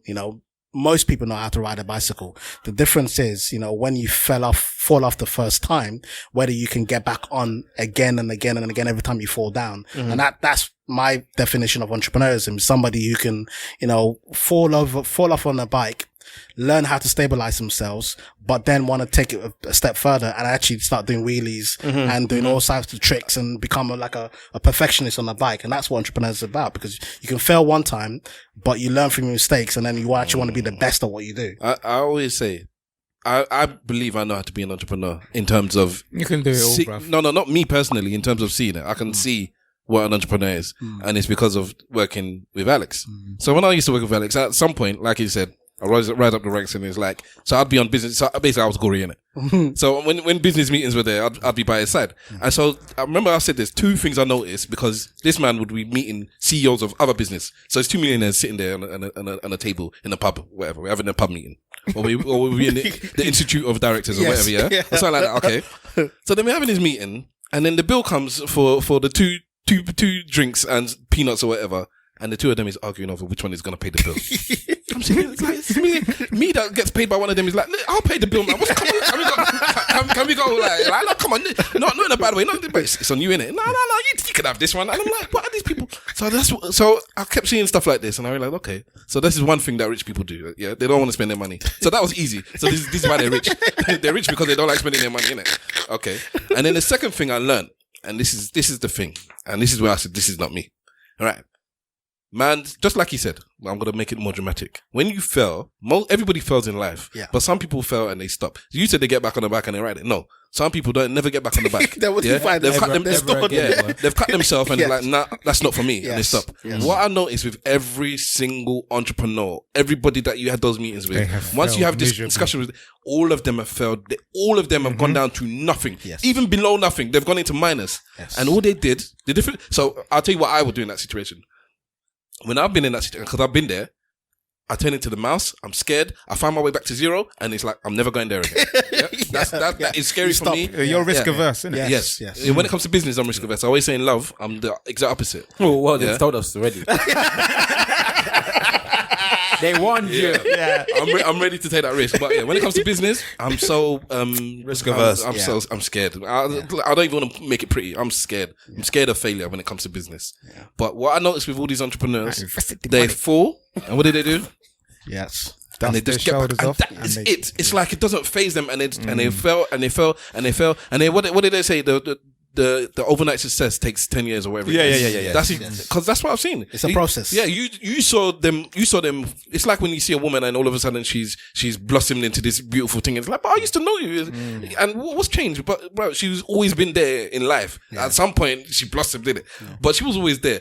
These people have always been doing things, and this one wasn't successful. Or this one was a little bit successful. And but that's how it is. I mean, with the ringtones thing, it's not like you just came. Oh, I'm going to start the ringtones. There's been a process from very, very young of all the business that I've tried out to get to that point, and that's the one that became successful. That's what everyone sees. They don't see the different graphs or the different failures they go through business wise to get to that point. Yeah, you always be known as the ringtone guy, but I had 7 businesses before the ringtone. So there you go. So what's your biggest, not to put down on it, but what's your biggest failure? What do you think is the biggest one that you failed on? But I don't even see failure as a failure. I see that as a learning curve. Okay. That's it. That's the mindset. That's what they say. But that's what I always say. That's the mindset. You don't fail, you learn. Isn't that's the mindset. Exactly. So you can't fail in anything because you know what to do next time. So it's again back to riding a bicycle. If I fall down, I know that, okay, I've fallen down in this certain way. Don't fall down that certain way again. Because you've learned from it. You've taken a mental note. So next time when you ride on the bike, you're not going to fall that same way because you've understood that part of that process. And that's what failure is understanding what mistakes you've made and make sure you never make those mistakes again. It's a building block. So let me ask you this next question, and then this will be the end for me because I don't want to turn this into an ultra interview like that. You know that. It's good questions, though. Yeah, it's good questions. But so I'm saying, as an entrepreneur yourself, have you been a serial entrepreneur, or has there been times where you've taken time out, maybe gone and had some type of 9 to 5 to have a steady income to be able to build yourself to the next level? Because I'm unemployable, man. Okay, fair enough. Stavros, isn't it? I'm unemployable. So, I mean, you know, like, look, I see myself as a chameleon. I go where the money's at, you know. Yeah. When there's a business idea, I'm flying to it. I'm trying to, you know, do the next big thing. I'm always trying to adapt and move on and create something new. But, you know, I'm just not, I can't be employed. You know what I would love to do? I would love to speak to your wife and find out how it is to be married to a person like that. My wife is like Stavros. She's risk averse. So when I'm doing risk, she's pulling her hair out. This guy's going crazy. I just told him not to do this. He's doing it. You know. The reason why I asked the question is because obviously people say entrepreneur, but there's like different types of entrepreneur. Do you get what I mean? There are, like you've just described, the entrepreneur who would say to themselves that it's not something that they could ever do, where they could go and kind of like work for somebody again. And then there's the entrepreneurs that will try something, it doesn't work. In the meantime, they still have to pay their rent or whatever, so they then will go and work somewhere for a bit and then still be working on the next thing. I think he was at that point, but I just think he's been doing this it's nearly 30 years of he's working for himself. Yeah. So I think, because like he said, when he came across the ringtones thing, he did it because he was working in a job where he bought the phone. Yeah. So I've been working before that. Yeah. You know? But I think he's got to a level now where he wouldn't do that. I think most people get to a level. Will be at the point where it's like, if I have to make ends meet, obviously they're not just going to live in the street. They'll do whatever they need to do. Okay. But then once you've got to a point and you be like, oh, then I can sustain myself. Yeah. Just using this. Yeah. And it's like you've done it for years and years. Even when you get to that flop and it's like you're there, it's like, no. This doesn't exist. Like, I'll always be here. This is where I have to get a job. And like, that doesn't exist for me anymore. Yeah. And I think that, so like you said, building blocks, isn't it? It is. And honestly, I'm unemployable because I can see myself actually, if someone said to me, all right, I give you 150 grand to set a desk job, I just, I'm like, this doesn't make any sense to me. But you can take that money and flip it though. Yeah, no, but you can't do that in a corporate environment because you're just doing your pencil pushing. So, in a corporate environment, you're not entrepreneurial. They're going to give you a task to do, and that's the task they want you to do. In my mind, I need to do big things. I need to do crazy. Alex, there is a budget that somebody could give you and they say, there's a job. Give me $1 million and I'll consider it. Yeah, $1 million. Yeah, but I'm not doing it for. Here's an office. It's your own corner office. Yeah.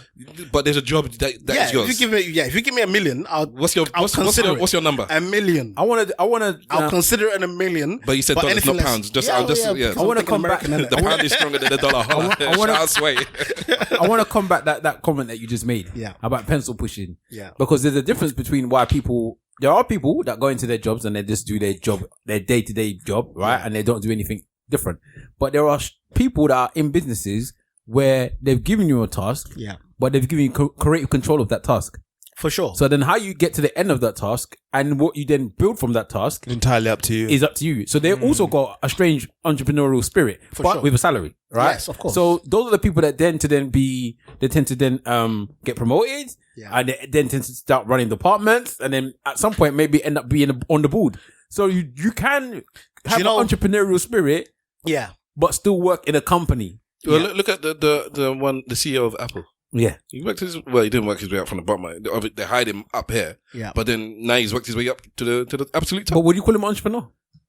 The CEO, yeah. No. The current CEO. No, he worked in dealing with like the ins and outs of Apple. Like, and the reason that he's the CEO now is because when it comes to getting stuff from China and all that stuff, like how Apple works with stuff like that now, he was the one that implemented the smooth movement of how they really made the money. So yeah, somebody was building this stuff. He had all these creative geniuses, but when it came to, how are we going to make money? How are we going to get the things in and out? Yeah. That was him. So then when our man passed on and died, and it's like, because you had Johnny Ive in it, who was this is for Apple people now, and this is for the tech people. You had Johnny Ive, who was the creative mind, but he was just the creative. He's the one that just wanted to get rid of all the ports on the iPhone. You had somebody else that was actually making the money, and so let's make him CEO, and then that's how they become 2 trillion cap, richest company in the world, worth more than most countries. Yeah, because of him. So yeah, you'd be surprised that there's still people with that strange spirit that are prepared to take the salary job to get to the point where they want to get to. Yeah, but the problem with me is that the salary is not the issue. Like when you've made $1 million and you've seen it with your own eyes, it's like, okay, well, how can I make $1 billion? So that's the mentality that I'm going through. I'm not trying to sit there, spend my years. So you don't need to flex on us like that. No, but it's when you have seen $1 million. No, the thing is, when you have seen $1 million. in my eyes. But that's the process. That's your entrepreneurial spirit in you. Yeah. Because at the end of the day, you could go get a job, and that job is going to pay you whatever they're going to pay you, but that's not going to move you, into what you're thinking you want to achieve financially, So in my state of mind, I've given myself a challenge that, okay, all right, you've been able to do this. You've been able to do this with your business. Okay, cool. What's the next big thing can you do for yourself with another business that can get to that level? And that's the way I see it. So basically, what it comes down to, is there a point where the money, when I say it doesn't matter, I mean, obviously you need... It's not the money, it's the achievement. So it becomes, the money just keeps score, right? Yeah. It's just what I've been saying. It's achievement. I've been saying I'm the other way around. I've been saying it. It's achievement. You want to be able to say... Achieve what then? Achieve. It's success. It's success, you look at people like Aliko Dangote. He's got $1 billion company. You want to achieve. You want to be successful. You want to be... The £1 billion is what I want. Yeah. I don't... Perfect. I'm not interested in the rest of it. Okay, then you got to do something to get to the $1 billion. You got to have a plan. All right, somebody could say, all right, you can work your way up to it, or I can give it to you. I'll take it. Well, who's going to give it to work your way to $1 billion? If somebody said... There's no business... Give me one example on this earth of somebody working that's going to get to $1 billion. Just one example. I don't even want half an example. Just one. What do you mean? Just one person who works a 9 to 5. Who can work to 9 to 5 to get to $1 billion. I don't mean you work 9 to 5. What do you mean? What do you mean? What do you think the stockbrokers do? What stockbroker? Give me a name. Do you think? Okay, Warren Buffett. You didn't think he earned his first $1 billion while he was working for? It doesn't work. But he doesn't work now. But you think that at one point when he was earning that stupid amount of money, he wasn't working for a firm? He wasn't working. He didn't make $1 billion working. I don't know how he earned his He didn't make $1 billion working. Okay. What about the people that are in parliament, in government? Which people? You been the one that stole the money, yeah? Wait, you want to start talking about the Nigerian politicians, bro? Let's not even start with the Nigerians. Let's go to the Russians first. Yeah, for sure. The mathematics doesn't add up for you to be at a 9 to 5. You can't make it $1 billion. I didn't say 9 to 5, but you can still work for a firm and become very, very rich, stupidly rich, but not up. I don't know if you can. People don't know how much $1 billion is. I'm telling you, I keep saying it. People don't know how much $1 billion is. I know how much $1 billion is. It's a lot. I want to be a millionaire. Okay, so what are you saying? So you're saying that what do we classify as working for someone? Is when you have a boss. Okay, so something to Dame Dash territory. No, because I'm talking about somebody like Dr. Dre.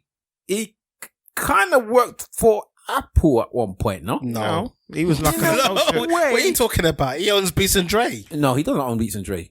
Apple owns Beats. Apple owns Beats. He sold it. Now he sold it to them. But then he also then took a role or something on that role. So then he works for Apple. No, but... And they made him but his what they classify as a billionaire. No, but his billionaire status is when he sold the headset to his employers. Fine, that's okay. But I'm not saying that you can't sell something and become a billionaire and then work for somebody, because you've already hit that billionaire status. But before he can do that, he wasn't working for them. Okay, well, I'm just saying. What about the record company that he was underneath? Yeah, but he wasn't a billionaire though. It was a great bit of business though, either way, because he didn't. Somebody in there he was working for. He didn't even make the headphones. He just slapped. Yeah, for sure. He invested. Jimmy Hive or something. Jimmy Iovine. Him and Jimmy Iovine together. The actual story of Monsters, Beats, because they basically stole it. Yeah, I know. Yeah. It's not. You'd be vexed. That's a different one. They basically they did a kind of like a white label thing. Yes, but then they overtook. Everybody understands what the white label is, isn't it? Yeah, and then they overtook. Everyone here understands what white label is. I don't know if they're. Oh, that's so nice. Everyone understands what white label is, but I don't know. I don't know if they white label. Okay, so basically, what Alex was talking about earlier on, where he got somebody to create the back end service for R&B ringtones to basically you sent a text message to this number. This has to be built by somebody. Like he said, it was 25K. He didn't have it, so somebody built it. And now like he said, he signed away his rights to that. Yep. So somebody could white label that service and now sell it to anybody and basically put your name on it. So instead of sending 666-222 and send the code to that number, it's now 666-221 and send the code to that. That's even more difficult. I think the easiest way I would explain it is if you go to an insurance company now, if you go to Elephant and Churchill online, you'll see that the website seems to be very similar, just that the logos and stuff are different.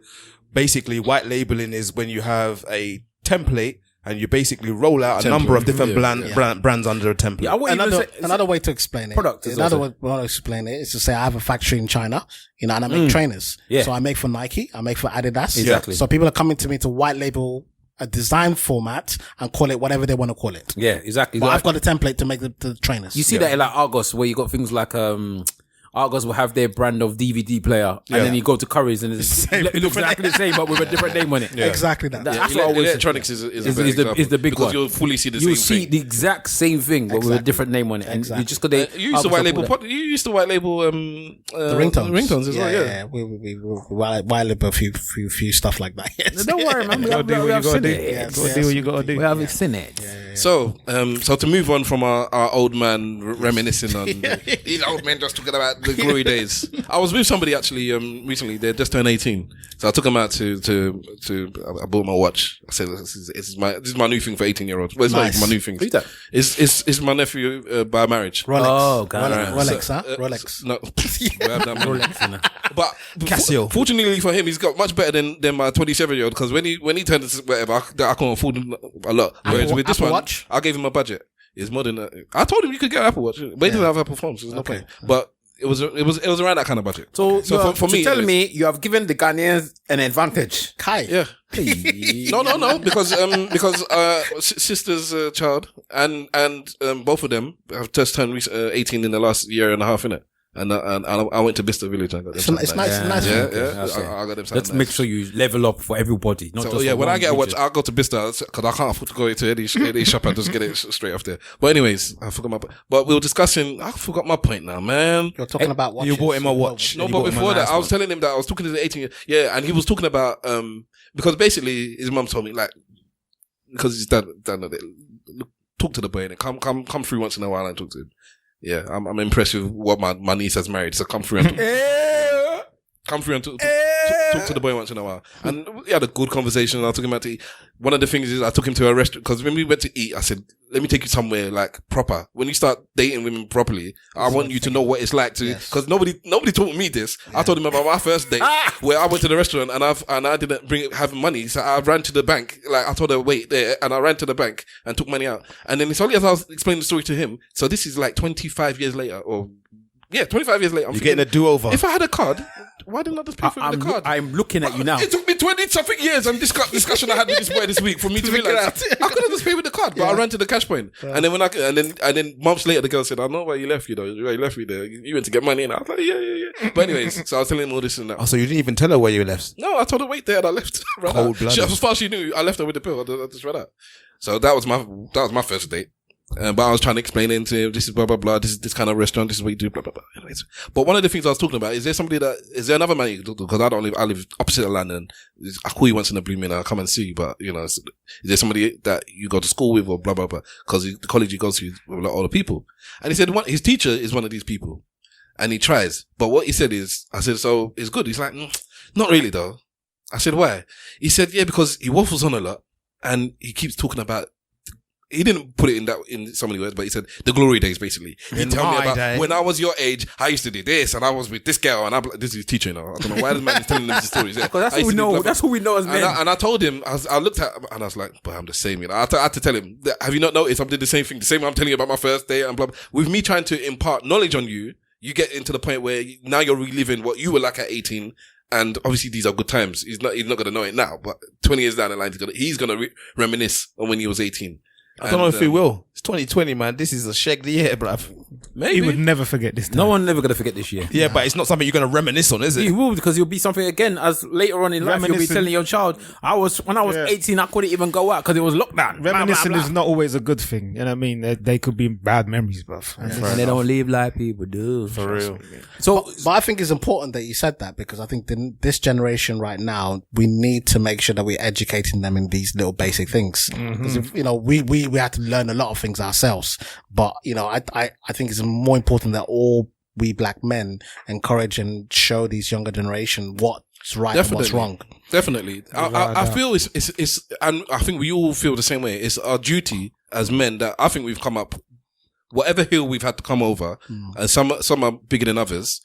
And I feel on the other side of it, we're blessed and we have knowledge. Yeah. And it's just our duty as grown men to impart that knowledge on the youth coming 100%. But Miss Lady, do you feel like it's our duty as grown men to impart knowledge on the youth coming up? Yeah, I do. Close question. How much responsibility do you think we have in this sense? Open question. Yeah. How much responsibility?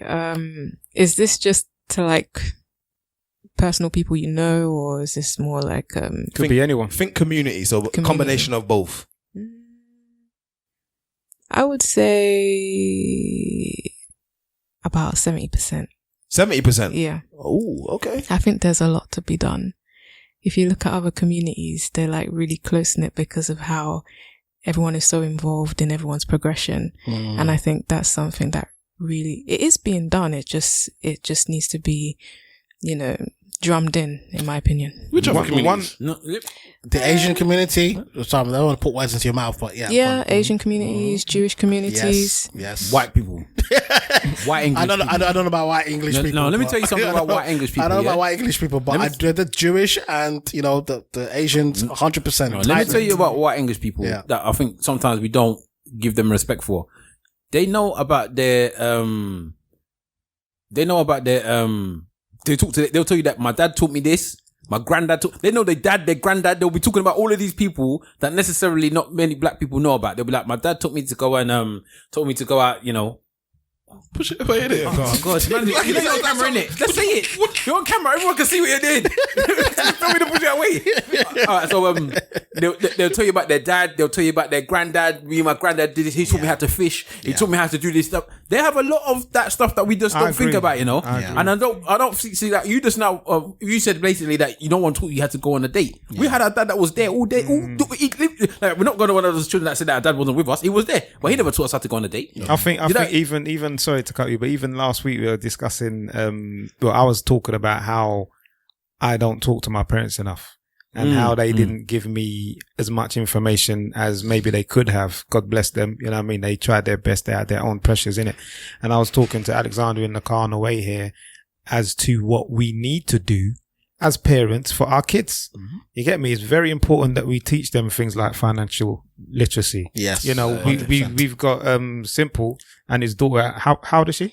5. And she can play Monopoly. Do you understand? Yeah. From before that. And these are the simple, small things that we need to do. And they sound like simple and small, but I never got that. Financial literacy is huge. Very, very important. Yeah. And that is something that I'm trying to impart into my son and into my daughter, learning how to save, learning how to invest, learning how to spend some of the money that you saved, thinking about other people when you saved your money and what can you do for others. You understand? And, we shouldn't also underestimate the impact that we have on some of these kids as well. The kids that are outside of our family unit. Yeah.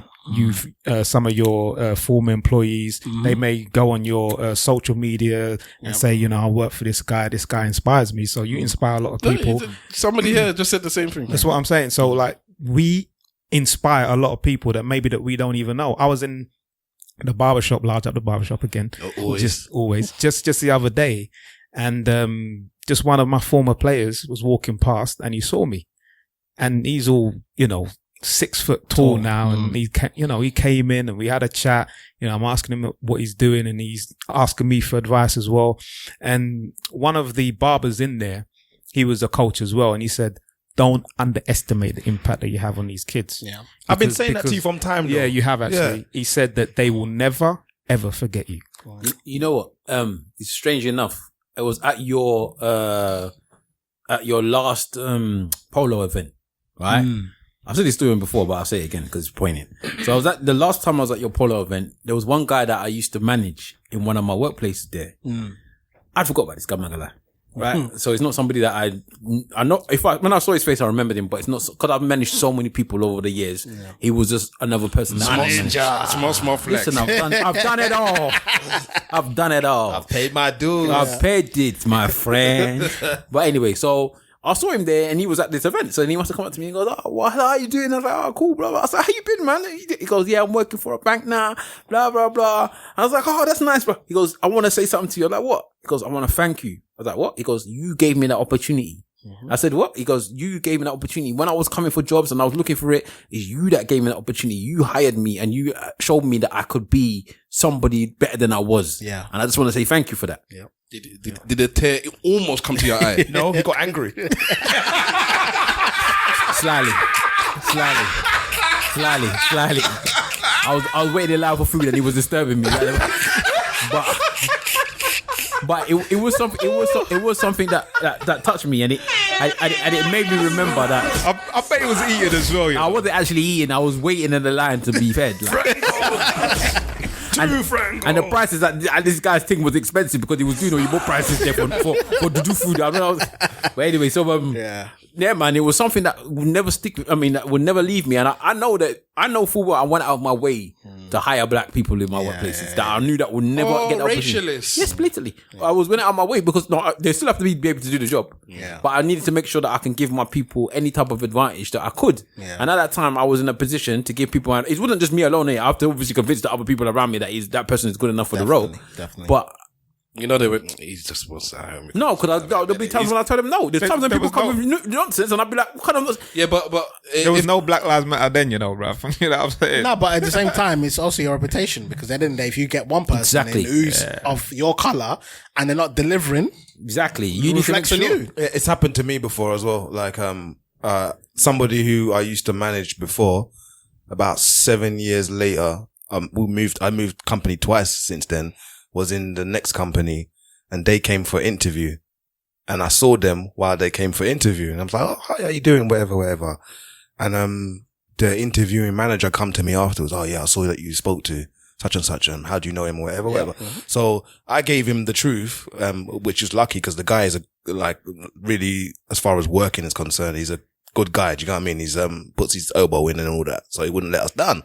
So I was like, "Yeah, if you how did the interview go? How did you feel?" He goes, "Yeah, well, he's got all the skills and that, but I don't know what he's like as a personality." I just said to him, hire him. When my man started now, he come back to me and said, "You know what? When I came to this country, I had a problem getting a job because of accent and all them kind of stuff. And you were the first person that gave me a job. And ever since you gave me that job, I've now managed to move on in the career field and what have you, and I've trained myself up and whatever. And now you're now here with me." I didn't tell him that.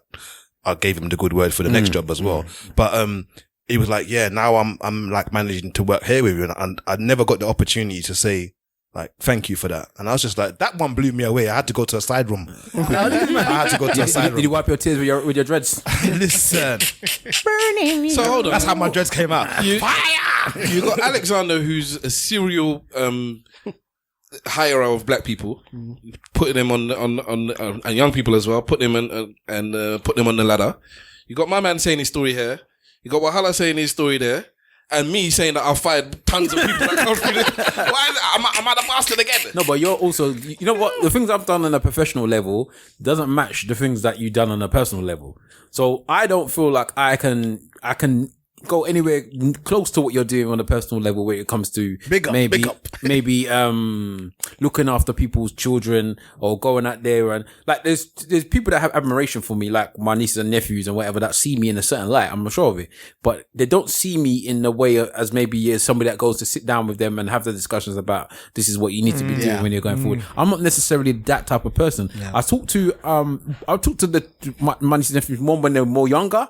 Maybe speak to them then, give them a little bit of discussion about how school and stuff like that. But you take more time, extra time, I think, to impart what you think is very tiresome as the person on the other side, by the way. But you take more time to, it's cold blooded still. It's the truth. But that's a great skill. I think it's a great skill set, because I don't have the patience, patience to be able to do that. But to be honest, it's needed. Yeah, we need that one-to-one conversation. And just to touch on that, this is to large up Webbs as well, because he does a lot. He does a lot of work for the young youths out there, or he has done, or he still does. I'm not sure, but in the past he's done a lot of work. Yeah, in the past that was more or less his job. That was his job, innit? So youth development and community development is something that he has done, and to spend time doing something like that, it's not something that should be underestimated. And I've I said it, that everybody here has touched lives on individuals that you wouldn't even know until they actually come to you and say, "You know what, thank you for doing this, and thank you for doing I'll tell you, I've said the story before, but obviously it's applicable now. There's that one time I was dating somebody, and only been on a few dates. and I happened to see her son, and this woman was older than me. I remember her son was 10 years. The oldest son was 10 years younger than me, and she was 10 years older than me. Is this the one that we call Auntie? Yeah. Oh, Auntie. Yeah. Oh, Auntie. For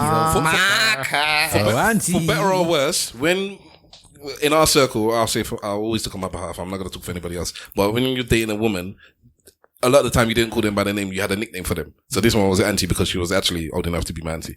So anyways. It's not negative nicknames, by the way. Yeah. So she's auntie because she was old. That's all. But the younger son was a teenager and he was doing football. And obviously I know nothing about football. But I remember one time before we went out, she's like, "Oh, I'm taking him to football. Can you take me?" Or can't remember. I had to take her or something. But I ended up driving him to the football with her. And then I think maybe we stayed and then I dropped him or whatever. But whatever. And so his dad was in the picture, but not in the picture. And I remember there was a time in the picture, but not in the frame. Wait, he should have been around properly, innit? Yeah. And I remember there was a time when I went to go out with her, and she's like, "Oh, his dad was meant to come and take him to football, and he's running late. So can you wait? No problem. Okay, it's cool." And then what she's done is she's spoken to the son, and she said, "Well, because your dad's basically said, oh, your mum can take you though, all right." So she said, "Well, would you rather?" She's like, "Well, I can't do it right now because for whatever reason. So it's either this man that you've met 3 or 4 times can take you, or your dad who's gonna be here in half an hour can take you." And it's like, I'd rather he takes me. And I've the shame I felt on behalf of the dad. I couldn't believe it because the fact is, this woman is now offering because she wasn't coming now. It was me that's gonna take her son, and the fact that the son said, "I'd rather you take me." Than my own dad. The idea of that. But you don't know what his touchline dad is like. You don't know what he is. I don't know what his dad was, but obviously, touchline. You know touchline fathers, isn't it? Some touchline fathers will make you not want to do something. But his dad was. That's what his dad did. His dad took him to football. He loved football. Yeah. So that's what his dad's role was. I don't think he took him for weekends and stuff like that. It's like when he played football, that was his dad's time with his son. Yeah. So why is it that you'd rather I take you? You drop the bag at all times, you know. What do you mean? This son could be playing in Premiership right now. You could have been earning a change from this guy, but you wanted to go and leave the child somewhere. This is what. Even if you leave the woman, you still take the child to football, man. This is what Hannah's purpose. Is his cousin that messed up? Because when we broke up, trying to blame your family now. No. This is a big conversation. This is a big conversation. When we broke up. He changed. The daughter. He changed. She had Stavros was not a teddy bear anymore. He became Stavros. He became Stavros. Oh, yes. Yeah, I was toothpick when I met her, and Stavros came through the relationship. But neither here nor there, she had a daughter who I fell in love with, and then when I broke up with her, I had to break up with the daughter as well, and I wanted to be part of the daughter's life, but the mother, taking into account you just broken up with the mum, she's like, nah. So that's that. So that relationship was severed. And I remember seeing her many years later, and she didn't remember who I was. Oh man, broke my heart. And this was when I was buying presents for her. I'll take her out because basically I was close with her. Yeah, me and her would do stuff like the mum was not even involved. I'll be doing stuff with the daughter, and then when you have to just leave that. So this is my first experience of well, it's my second.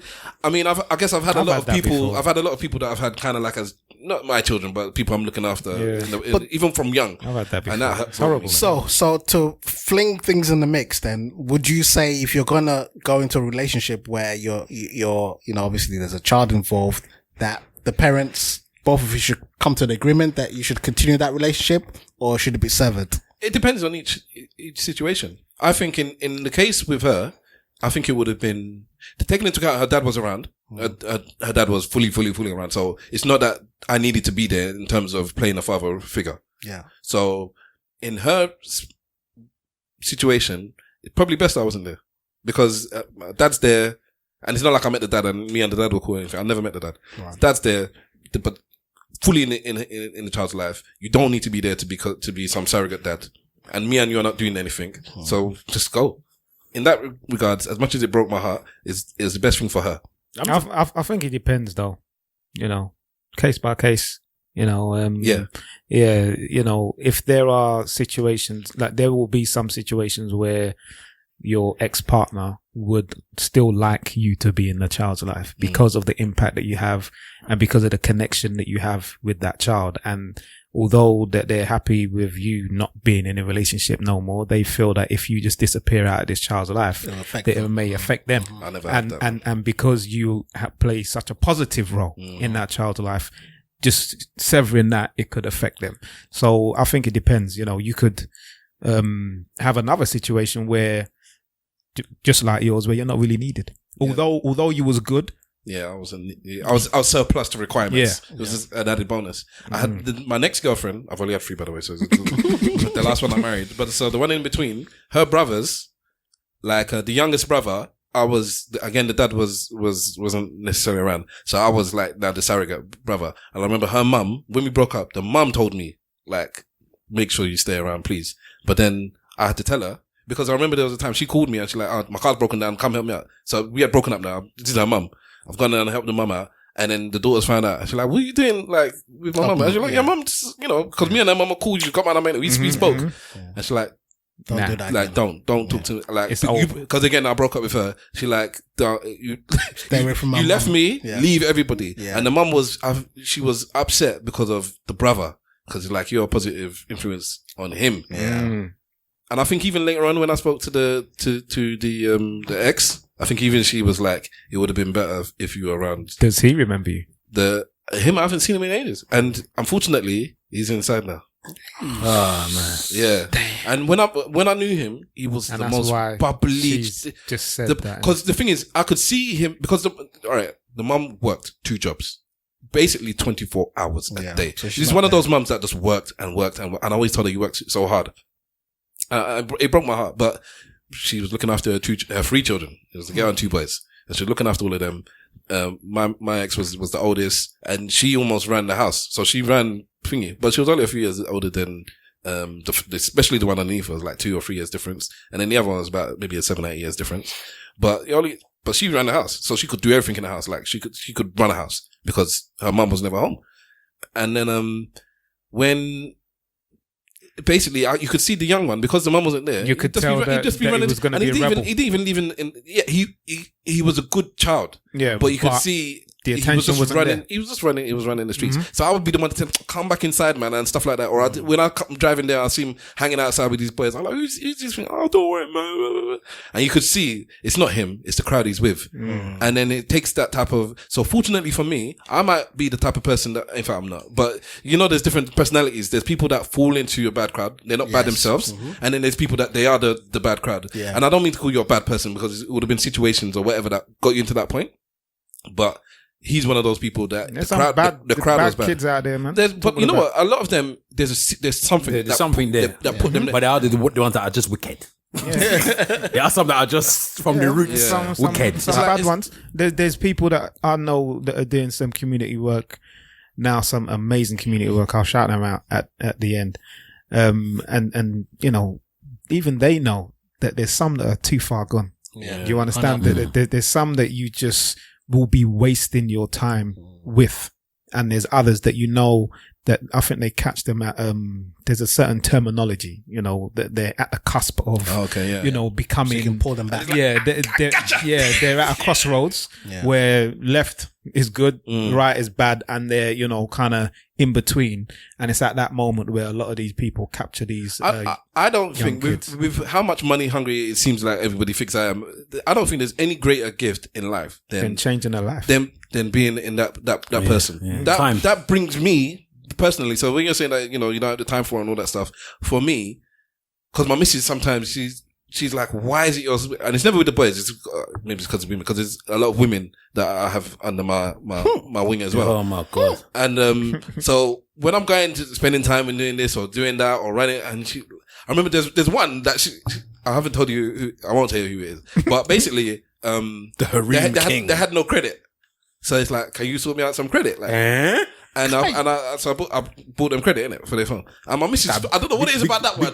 Big daddy. Because it's small money, innit? She's like, that your wife is an African woman. Because the person is like, they're older than all of us. Oh, wow. Yeah, they're not young. So the person like, how can you be spending credit? It's not like it's a little 16-year-old person, yeah? Credit, like, And whenever the person calls, there's like, you know that they're calling because they, not money, like, but it's like, they I need need to talk to something. you. I need to talk to you. And, you know, they're upset. And because my wife is such, everything rolls off her back. She's a proper hardback African. Nothing like, bothers her. No, let me not say nothing bothers her. Of course things do, but she deals with things very well. Me and her, we both deal with things well. That's one of the things that Suffer and smiling, you mean? Yeah. No, because I think suffering and smiling is like, it's all there in the background, and you're just, it's like there's pretending. Like, I think he's the tears of a I clown. am fully joking, but anyway, go on. But, okay, sorry. It's like a facade. It's a facade. Jean-Luc. So in short, she just doesn't get why some people need certain things. Like, but she would never do that. I would never call somebody and ask them for credit. Are you mad? Yeah, but I don't think any woman who's in a relationship with another person would want for you to pay credit for a woman that's outside of the relationship. Yeah, It just seems a little bit. Hang on. There's an intersection. What you gonna say, Miss Lady?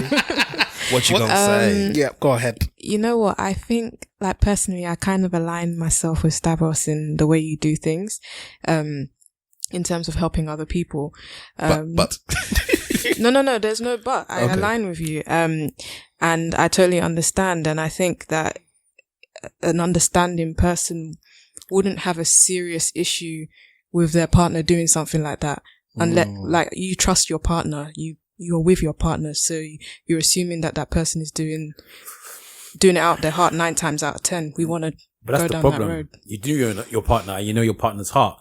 But you do know that there's enemies of progress out there that will take advantage of your partner's heart. So I can see Stav. I know Stav will fully be able to do something for anyone if he gets a chance to. So I know that if somebody really wanted to, they wanted to try and take advantage of that particular part of Stav's nature, they could do so. Yeah. And everybody knows that me and Stav argue the most out of anyone in the world, right? But the one time that I ever see people try to take advantage of Stav, I'm the first one to switch because I know that people will go out of their way to do that, and he is the type of person that will just brush it off his back. He won't even notice, maybe. Yeah. Well, I will notice. I'll look at it. I'm just some plumber, and people just take advantage of it. Sorry, ladies and gentlemen of the listening audience. When Wahala says he's the first one to switch, it's not really a big deal because he switches all the time. So switching in this case is not really. No. When it comes to him, I properly switch. You not take advantage of me. I get this little things. I remember one time when we went to go karting. I'm never gonna get this go karting situation, right? And Stav, this was the baddest time because Stav didn't even acknowledge it. We was going go karting, and we was in you have to go in goals or whatever. You have to go in you have to line up or something one way. And somebody tried to go in front of Stav, and I just went mad. I just absolutely went balmy because you wasn't paying attention and it was just like brushing you off to say I'm going in front of you. Like he was trying to chief you, but because you didn't care about the thing that he was trying to chief you for, you were just like, oh, whatever. I went mad. Somebody had to drag me out the building. Because I was going mad. Anytime that I feel like somebody's trying to take advantage of Stav, I will go mad because that's my job. So when somebody's trying to do something like that, I guess I'm the only one that's supposed to take advantage of you. It upsets me. So there's certain things that I think that maybe your wife might come and say, you know what, it's too much because now she can see it's not just you being a kind-natured person. That person is calling you all the time. Yeah, that person now taking advantage. And I think she's that type of person that's very much like, I don't mind, but this is taking the piss now. What are you saying, Miss Lady? I was just going to say, you just have to establish some boundaries, you know, that's where it lies. Yeah. But that's a minor boundary. No goal. That's the thing. It's a minor for you. Yeah, it's a minor full stop. It's £20. I know, but she's calling every week for. No, but she doesn't. Not for anything financial. Yeah. But it's not even so much that. Yeah, it's I think there's some level of principle that's being applied here, which is what Wahala's talking about. From my missus. No, so it's £20.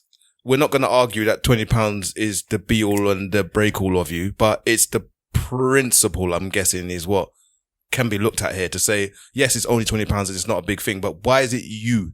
Do you understand what I'm saying? Out of all the people she knows. Yeah, why is it you? Why you have to? Because not everybody is a nice guy. That's the point. So I think, well, there you go then. I guess that's the point. That's it. And but you've known this woman for not the longest time in the world. So then, I think that's even one of all the people that she must know, and she knows a lot. This person knows a lot of people. Yeah. But they've probably been begging from the others. So it's like, wow, man, take it to begging, you know. Don't put that. Don't put that on somebody. Sometimes I because I flap my gums, and sometimes it's like I should. Do you still know this individual? Yeah. Okay, so let me not say begging, but maybe they've asked somebody in the past and they think that if they ask this particular people, then it's going to be a situation. Whereas maybe when they ask you, it's not. I'm not saying that this person is actually going out of their way.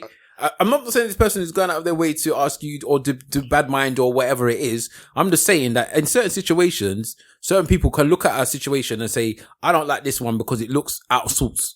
Yeah. Why are you picking that particular? And I think every wife has got that right to have anybody. That. Mm-hmm. Yeah, but especially your wife. You've done it. Miss Lady, what's the name of the brand of the watch that you're wearing? Vitae, yeah. London made. Ghanaian made. Yeah. So it's a black. Yeah. So I said, somebody sent me a picture this week of one of that brand watches. A girl and said, "Yeah, you're gonna buy me one of these." What? Hold on.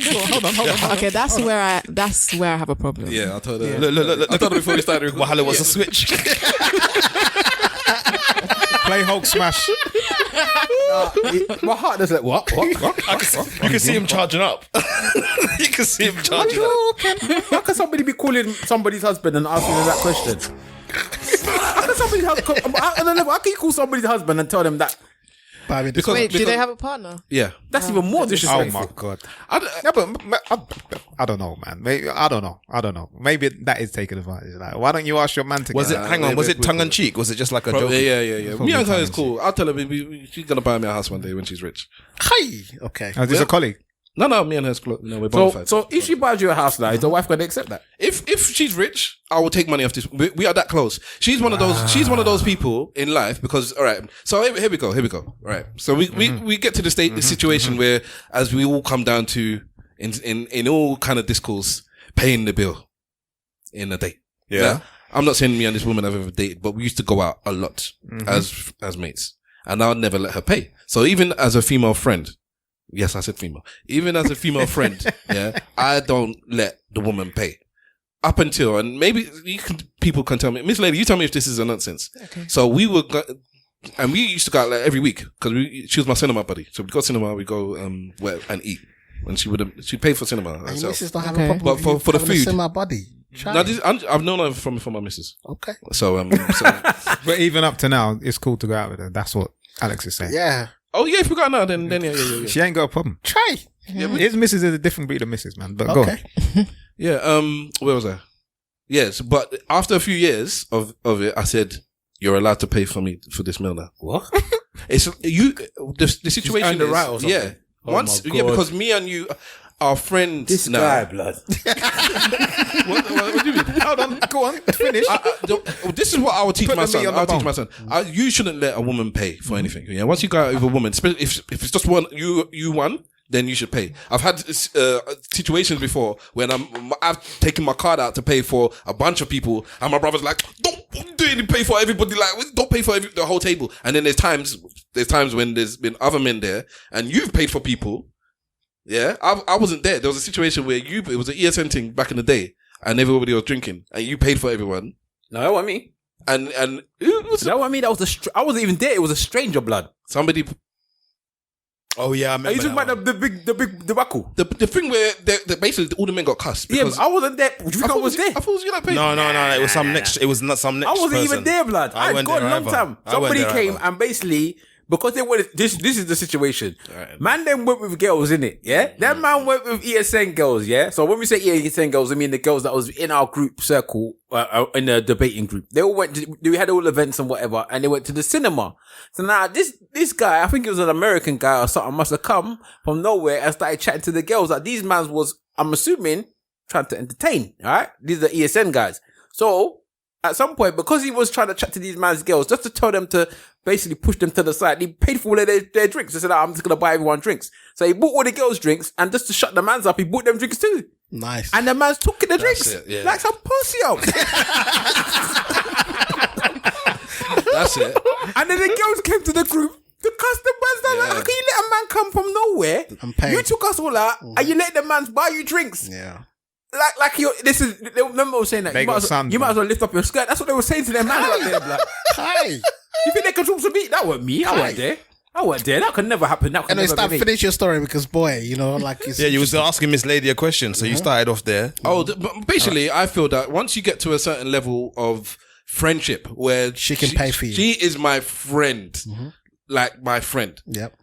Yeah, I'm allowing you to pay for me now because there's nothing else to our relationship apart from pure friendship. This is a line between my heart and her heart. Would you have a problem with me paying for you though?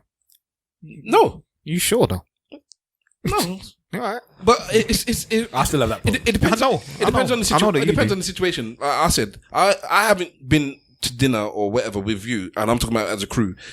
No, maybe even a quarter of the amount of times I've been out with her. Right. Every single week we were going out. We were linking and doing something multiple times a week. So because we're going out all the time, we get to the point where it's like we are cool now. I don't think she's because there's people that I actually go and eat with and do stuff with, and I pay all the time because I'm the man. I'm talking about women. I'm talking about now as a big man, and I'm sitting there thinking, I don't know if you're linking me because I'm paying. Your free food in the phone.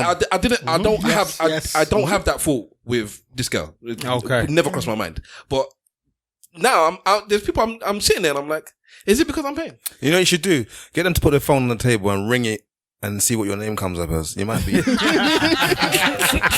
know what? It's a strange thing though, because Your name might be Salad in the phone. salad and bread. But I Free feel- salad. No, but wait, sorry. Do you understand? Do you understand the mentality behind what I'm saying? Though? Yeah, but you were asking Miss Lady a question. Yeah, What was the question? I don't know. Do I agree with it? Yeah, or? I think that's the question. Is that, you know, Was it a nonsense? would you agree for a guy to pay continuously for you for so Okay. long, and then one day he says, "Boy, you know can what? pay, if Do you you know want. what, yeah. I told you reached- this. I said this. You're paying for this one. Like you've reached the standard now that you can now pay for me. That's what I'm saying. What kind of ego behavior is this, blood? That's the friendship now. You've reached Personally, I have no issue with my friend paying for me or I pay for my friend. I've never had an issue. First of all, I would not go out if I don't have that money to pay. You know, yeah. I would always make that known that if this is a time of the month that I might not have that kind of money to go out, it's up to you if you still want to go, but I might not have it. But if I have it, there's no issue. Yeah. Even like yesterday, Vex money. one of my friends that I always go out with, he always wants to pay for the food. And I said, no, today I'm paying for the pay. sushi. Like, just relax. And he's looking at me and I'm like, don't look at me like that. I'm paying. It's not really a big deal. I think in relationships or dating, maybe it's something different. But like, as for just being a friend, it is what it is. Thank you for being the same a with my wife. What I believe is that, you know, of course, to be a gentleman, no problem. You should pay for every woman that whether it's, you know, your wife or somebody you're going out for dinner, you should just pay generally. However, there comes a point where you pay once, you pay twice, you pay third time. There needs to be some kind of reciprocation I totally to say, agree, oh, yeah. actually, you don't pay this time. Let me pay. I'm not going to go 10 times to pay you. I mean, just feeding you all the time without you saying. Let's stick with dating then. Because friendship is, I think, it could be a lot of arguments. Yeah. But even friendship, you're dating same. you're dating somebody. Okay. With up to 10 dates, you reckon at some point she should have suggested that I'm going to pay? 100%. Are you gonna let her pay, or you just want her to say it? No, I think there needs to be a mutual kind of Are you give going and to take. let her pay? Yes, I would. What does it tell you? What does it tell you? Because that's why. No, the reason why you. Nonsense. That's why I'm asking the question. Yeah, what does it tell you? Because it seems that it's significant of something to you. Absolutely. It shows me that you don't need me to pay for your meal. What's that? Can I just say something? Please. Sorry. I think with the whole dating thing, it really is dependent on who's asking who out. No, it's not, man. No. Wait. That's a valid point. Hold on. Let her finish. It's not a valid point. No. Before you go off, Let her let me land. finish. Let me finish. Slow down now. Slow down. Okay, I'm just speaking about my own experiences. Like I prefer to invite people out, and I will allow some people to invite me out. If I've invited somebody to go out, I always pay. Or I always make the effort to pay. A man. Yes, a man. As in romantically. Yes, no, seriously. No. Wait, before you go off on one. Wait, hang on, go on. Finish. Because to be honest, I can understand and I can gauge where, like, you know, Pussy men. Wait. No, wait. I haven't finished. The woman pay. Wait. Don't take them again, man. I haven't Listen to finished. your uncle. I'll tell you. I haven't finished. Can you imagine? Okay. Let me. Okay. Finish. Okay. Hold down. I understand it hurts you. I understand it hurts you. Okay. But okay. So in the past, where I've dated some people and I've asked them out and I said, okay, I'm going to pay. Some of them are like, thank you for the offer, but I'm not going to let you pay. Some have said, you know, if you want to, then yeah, like it's pussies. It becomes a, you know, when you're like battling to pay, blah, blah, blah, blah, blah, it becomes something like that. I wouldn't consider myself a person that people can take the piss out of in that regard. Because I'm not going to lie, I do not value money like that like it just isn't that. Now you're a different breed. You're a different breed. Now I'm going to give an example before I got married. Okay. So a girl says, let's go out for dinner. She didn't say, let's go to McDonald's. She didn't say, let's go to KFC. She wants to go to a 5-star restaurant. I can still hear the pain in your voice. Right?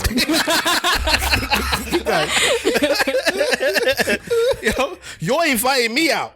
I never said to you I wanted to go to a 5-star restaurant with Michelin, blah, blah, blah, blah. Okay, no problem. Let's go. So I'm like, okay, I'm not hungry. You eat. So she ate, ordered champagne, I can come see the where bills. this Bills slided in my direction. I'm like, that's all right, I slide it back. Because there's women out there that want to take the piss. They want to take advantage. No, wait. Now, Stavros now, in that situation, We'll pay. We'll pay. Yeah, but if I think she's taking a mick, I would never. I wouldn't there wouldn't be go a second in the date. first place. But I would still pay Because- and then there would be no date No, too. but that's the same for me. If I thought somebody was No, taking you're a mick- woman. No, You shouldn't be paying. I No, get but what that, do you say in my you're- situation? That she's a woman. She shouldn't be paying.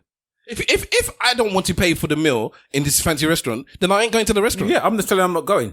I'm Wow. telling. She says to me, "I want to go to this restaurant, and I don't want to, and I don't feel like I want to know the type of person I'm dealing with. I don't need to know you. So that's why I'm From going. the minute you tell me that's what you're going to go, I already know. It doesn't matter who's paying, I already know. Let me say something, because I've got a friend that I've known for years. Yeah, so I've known this friend as long as I've known Simple Simon, right? So we and her, we used to go out often. We go out, we go to cinema, blah blah blah. When we was younger, I didn't pay for it. We paid our separate things. Then it's like something clicked in my mind out of nowhere. And I just started paying. And then she goes to me, what are you paying? And I just said to myself, how can I be taking all these gifts? No, you know what it was? It's when I started dating girls, or I was just taking girls out that I don't really know too tough, and I was just paying for them. And then I got back to the person that's actually been my bona fide so I'm the opposite of you. I should be my bona fide from the beginning, and I'm letting her pay her half. And I'm like, no, you never pay your half anymore. And she goes, why? I said, because you're the one that is actually my friend that I've known for years and years and years. How can I be going out with this girl that I don't know for 5 minutes and I'm paying for her, and you're coming out with me and I'm not paying for you? Exactly. So you don't pay no more. Exactly. So I pay for her. We still have a little battle that you try to pay for me. When was your first girlfriend? Proper girlfriend? How old 19. was you? 19. Okay, and at that time when you went on your first date, I'm assuming that you paid for her. I don't know, because we were struggling at the same time together. Yeah, boy. 'cause That was a at that different age- relationship, because we had known each other from a long time. We was friends for years and years and years. Okay. And then we started dating. So we was close friends. It was me, her, and Rana. We used to go out everywhere together. Like, do everything together. And then eventually we split it off and decided we wanted to have sex. So then... Yes. That's how it starts. Yes. Why not? Yes. Hey, brother. It's just me and her now, you get me? Yeah, right. So, no, we still went out together at the end anyway. But then you kicked him off. But you know, we was, so in the end, you go. I was still paying for her.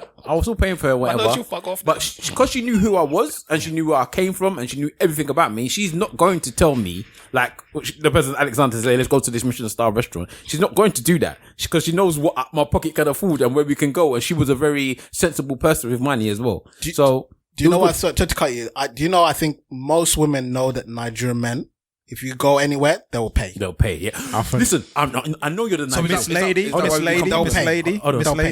does Miss Lady co-sign that? Niger boys. I would say 9 times out of 10, yes. Fantastic. The friend that wants to pay for you all the time, is he Nigerian? Yeah. I knew it. All right, so let me ask you this question, right, Alexander? Let me ask you this question because I know you're a proper half, and you know this situation. Has you ever been out with a woman? This is why he's a proper Afro. So has you ever? Have you ever been out with a woman? Yeah, that has told you that they're going somewhere, and then suddenly their friends have followed them. Of course, and then the friends is now asking you to pay for bills. Of course, now That happened to my brethren, innit? It's a standard Remember thing, that story? But again, you see, I'm a different kettle of fish. You know, like when I start seeing those type of behavior, you're paying for your own bill. I'm not even entertaining that. I'm sorry. You're not that guy. You got the wrong dude. Because I'm completely different. I'll just pay in it. No way. I'll just pay for everything. No, in fact, I want you to say so I can disgrace you in front of your friends. Wow. I'll disgrace you in front of your friends. I've never been in that situation. If I was in that situation, I don't think it would have registered for me. I don't think I have either. And that's exactly what Big Wahala was saying. That when people maybe do take advantage of you, you don't notice it. But I don't think it's true. I would notice something like that. I've been on in the second time. I've been in this situation, but it hasn't been that I'm going out with one woman and then her friends have turned up. It hasn't been that. It's been a thing where we're doing something and her friends are there. And I'm the only guy at the table. Nah, that's different. Yeah. That's different. That's different. That's an arranged situation. I'm Yeah. talking about where you and this girl have got, and then they call their brethren. Oh yeah, your guy is here now. He's ready to buy us the stout and this thing. And then when they come, they're all drinking, and then when the bill comes, they slip it your way as they say, yeah, it's time for you to finish that. And as you say, it's time for you to finish that. Just keep in mind, it's time for us to finish it. Yeah. So I've been in that situation like you. That's not a big deal. I would happily pay for the people on the table in that way.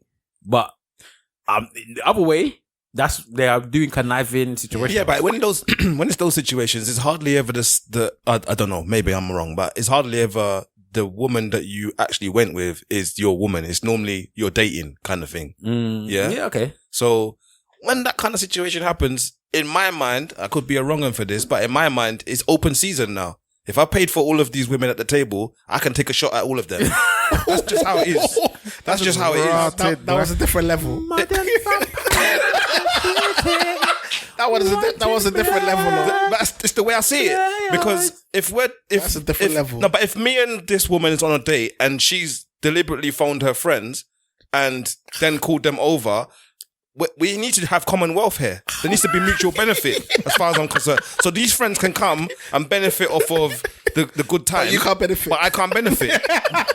You know now, I don't know if it make any sense. I'm thinking about a time where a girl I was dating bought You see? You've been and had. I paid.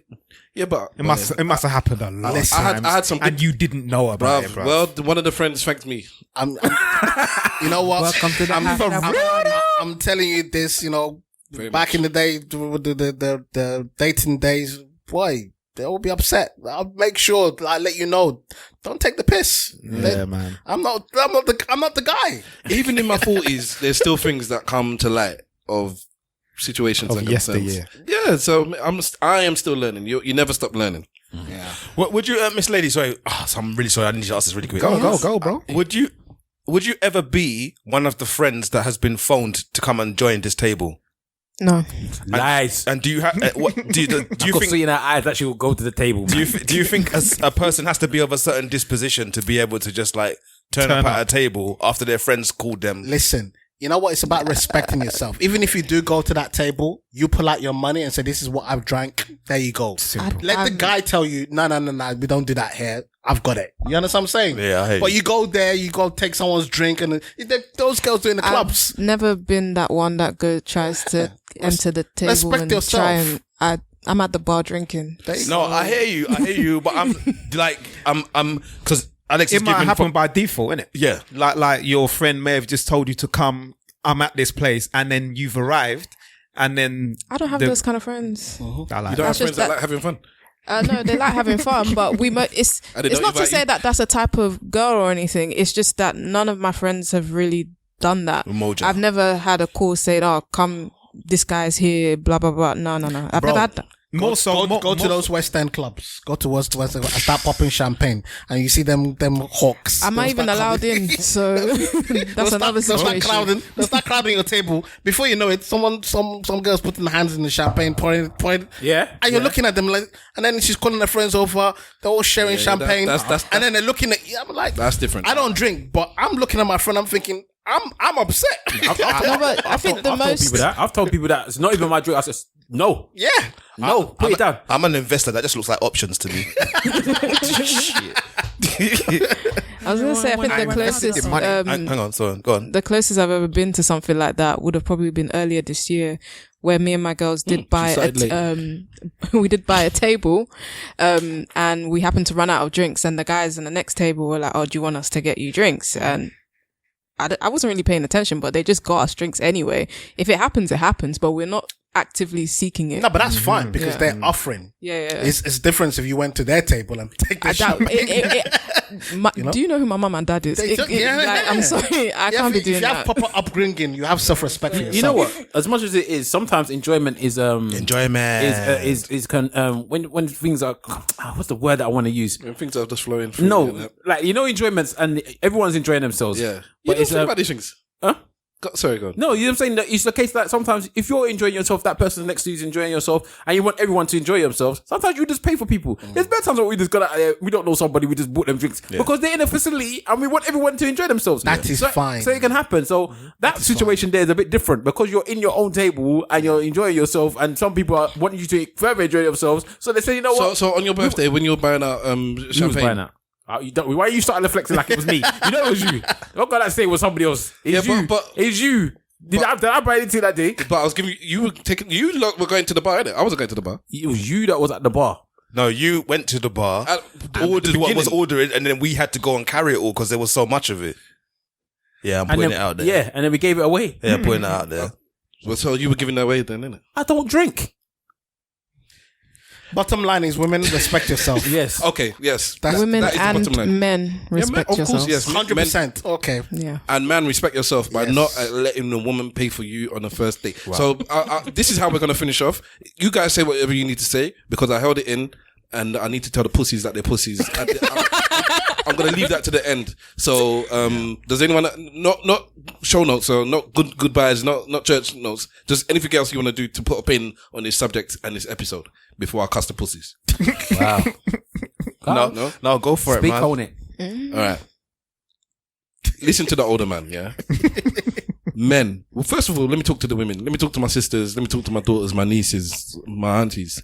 Don't offer to pay for no man on a date. If you are dating somebody and at some point, why? Because then you can never see. All right, you can offer to pay. If the man accepts it, don't go on a second date with this person. Fine. Yeah? So that's it. Yes. But then you're playing games. I don't agree with playing games even when you're dating. It's not a game. It is a game because what you're doing is it's a test that I just don't. It's not a test that I think you should do. No, but it's a respecting yourself because if that person has no intention of paying your bill, you want to know that you can pay your bill. I just don't think a woman should. No, I agree with that. Should be offering to pay. What for? That's not your job. I believe people have jobs and roles and in life, and it's because people keep going into other people's section is what's causing the issues in life in general. And it's not a woman's job to pay for date. That's not your job. You come and look nice, come with good conversation. Some people may say it's not. I don't piss me off. Some people may say it's not a man's job to be wearing a dress. Nice, Exactly. Well, that's fine. No, but in your sorry to cut you, but I'm assuming that you And I still agree with have that, by the dates with your wife here and there. Okay. Like, is it a problem? We're married. We don't date anymore. We just go out. Okay, so whoever is married here, do you guys split the bill? Not split the bill, but like not split the bill. Yeah. But does she pay sometimes? My wife don't pay for nothing. No. Okay. No, my wife don't pay for Maybe it's just a different gen. I would agree. The generations have changed. Yes, a lot. Because you find a feminist who will say, "Nah, I don't want no man paying for me." Then don't go out with. Then as a man, then don't go out with that woman either. She's a nonsense as well. Yeah. Trigger. If a woman is saying, all right, if you're a long time listener to the ESN, I don't want to be in this shot. Yeah, I don't want to be in this shot. No. But Let's put an emoji on his face. I get what you're saying. You've heard the stories of when before I found my missus, I was dating a lot. And I went through those women that said, "Oh, I'm not paying. I'm not allowing you to pay," and I would fight them. I would always pay, but then the person would never get a second date. Because for me to have to fight to pay you, me and you are not on the same wavelength. That is not your job. So later on in life, I realized that you don't know your position. Kai. Wow, this man is fully putting on the massage. No. You don't know your place. Real talk. Zoom this part, and cut me out the frame, yeah. I know. At one point, he even said that you come here, you look pretty. Yeah, I have to come correct as well. Am I coming like he's gliding. Am I dressing like a Ghanaian to a date? I have a daughter, and I always say to her, stand on your own 2 feet. You don't need no man for nothing. If you're going for a date, offer to pay. If the guy wants to pay, then accept. It's okay. All right, let me ask you a question, yeah? Go. Because this is a thing that's prevalent in different communities, yeah?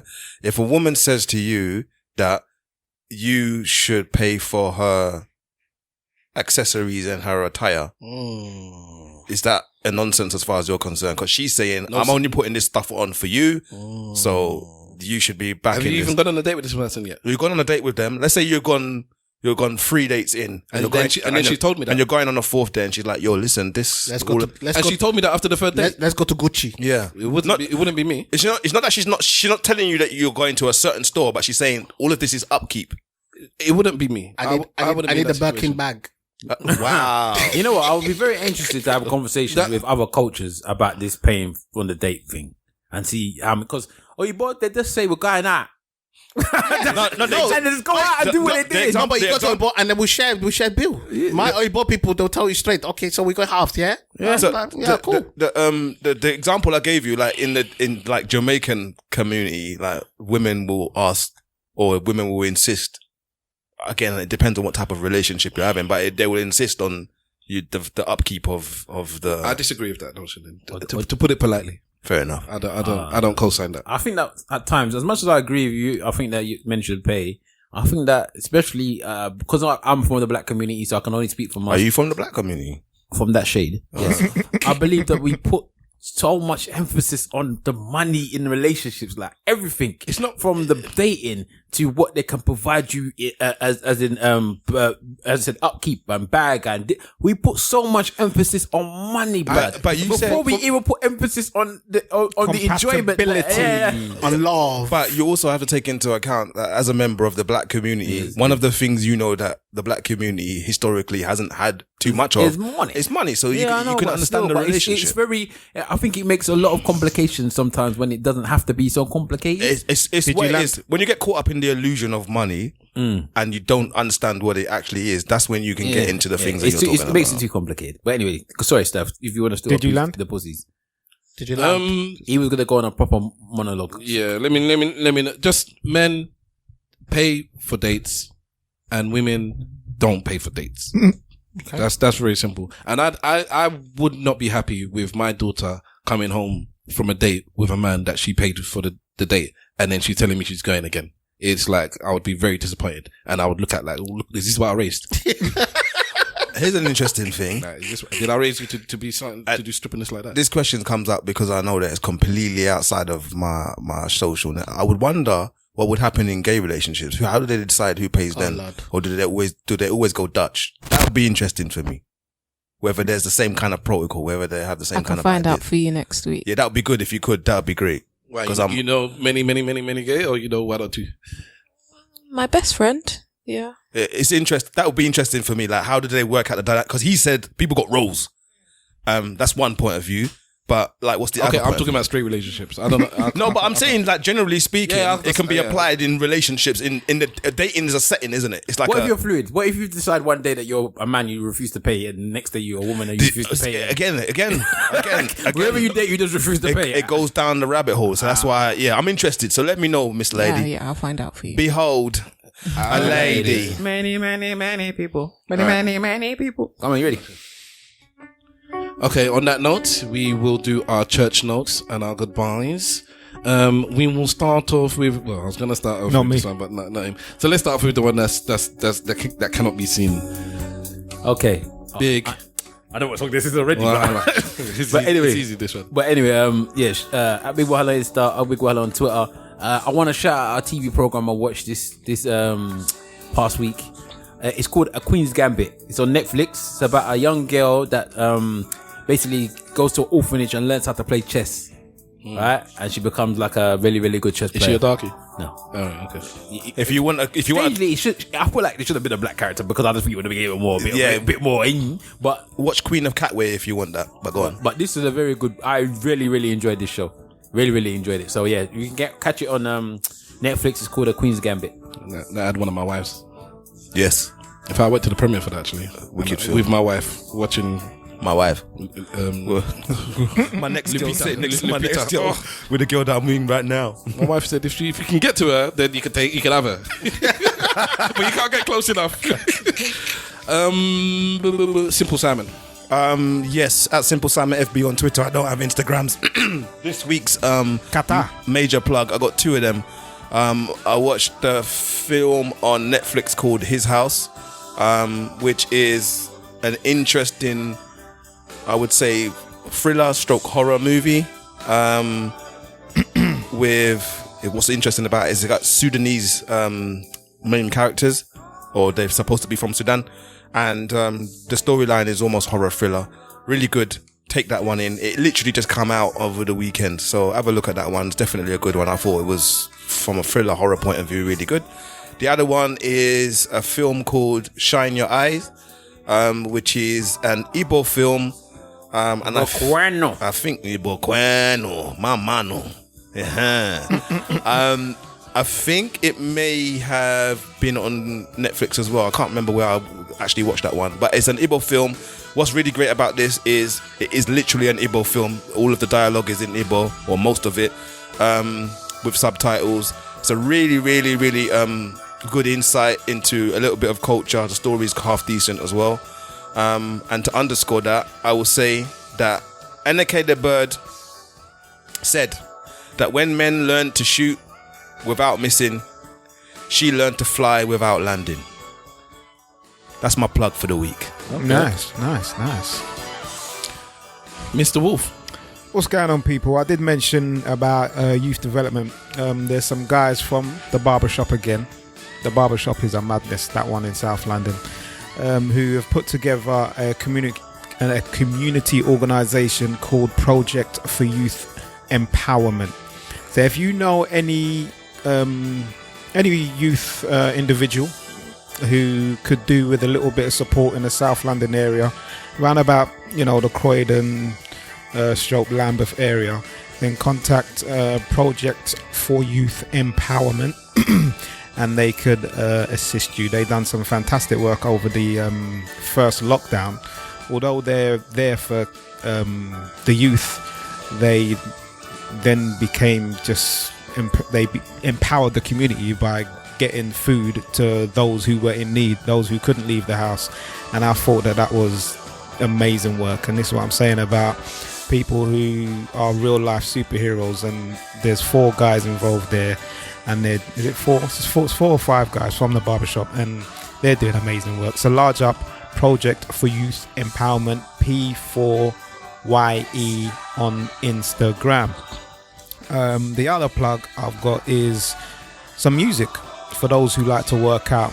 I swear blind by this, and I use it over and over again. The album came out in 2011. It's Stickman from Dead Prez. I mentioned it to you guys before, and I'm gonna just plug it now because I was listening to it the other day whilst I was working out, and it's called The Workout album. You can find it on all music platforms. I use Spotify, but listen, The Workout album by Stick is amazing. Trust me, it'll make you want to work out the following day.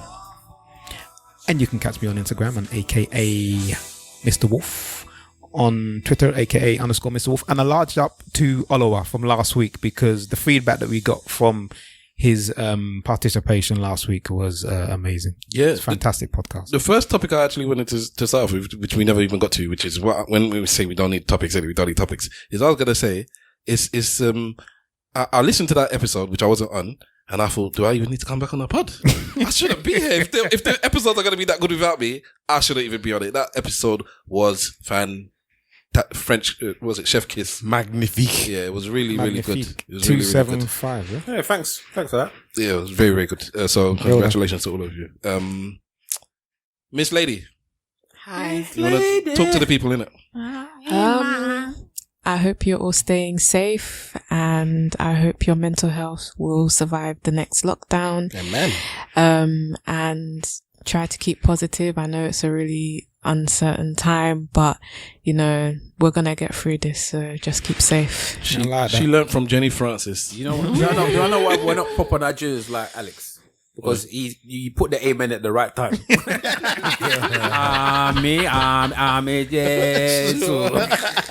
Alexander Amosu, would you like to give out your socials, tell your people what you're doing now, where they can catch you, blah, blah, blah, blah, blah, blah, blah, blah. Yeah, you can follow me on Alexander Amosu, just on all socials. I'm on there.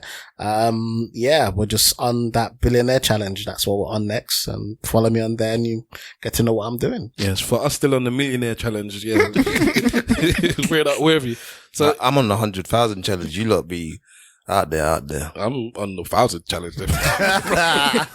Humility is a good trait to have. But remember, I'm not, was it? I'm not one of those people. All right. No. When I got something, I say it. Narcissist. Yeah, I am. Sorry, Mr. Amosu, continue. Yeah, no, that was it. I mean, thank you guys for, inviting me to your nice podcast. This is my first podcast, by the way. Oh, hey. Yeah, but See, that's what I'm saying. I was saying to actually, the amount of requests I've had for podcasts, I actually refuse to do any. So this is the first one I've done. I like it. And the problem is now this is going to open the floodgates because I've said no to so many people. Now I've got to do it now because I've done it. You say these are my friends. Exactly. Family. Family 20 years. Not even 20 years. I chose a song on purpose. I chose a song on purpose, in the beginning. 30 years Family. So, I really appreciate it. It's been good fun. And you said 2 hours. How long do you think we were recorded? I don't even want to know. Bro, see? It goes like that, innit? Yeah, for it goes sure. like that. Okay, I am Stavros Boss. And you can catch me at Stavros Boss everywhere. Let me do the old school song to new school song. Need to learn though. And this is... Sounds like Cold Up Black. This is my favorite artist. Bodak Yellow. Sting. I don't know if it's just... I'm waiting to see what song he mixes into. So let me let it play for a little bit. If you wanted to. That's one of them. That's one of them. I wasn't thinking of that song.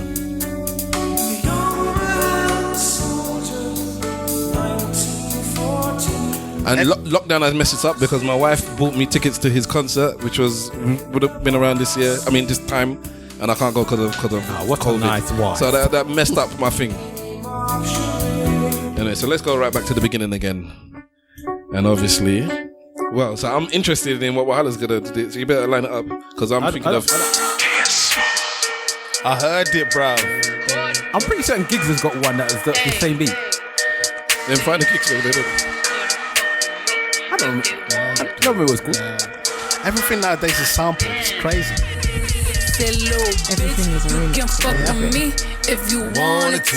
These expensive, these is red bottoms, This is bloody shoes. Hit the school, I can get them both. I don't want to choose. All right. And I'm quick, cut a nigga I off. like so don't it. get One of my favorite bars on this song is when she talks about her teeth. I got a bag and fix my teeth. Hope you know that it ain't cheap. I love that she's the humility one, man. She just says, like, my teeth will bust up, but I'll fix them now. I'm a boss. So I'm Everyone goes turkey for that now. I don't know. Is that what just to get your teeth done? You know, they got their medical hookup over there. It's bad. Very cheap. Wicked.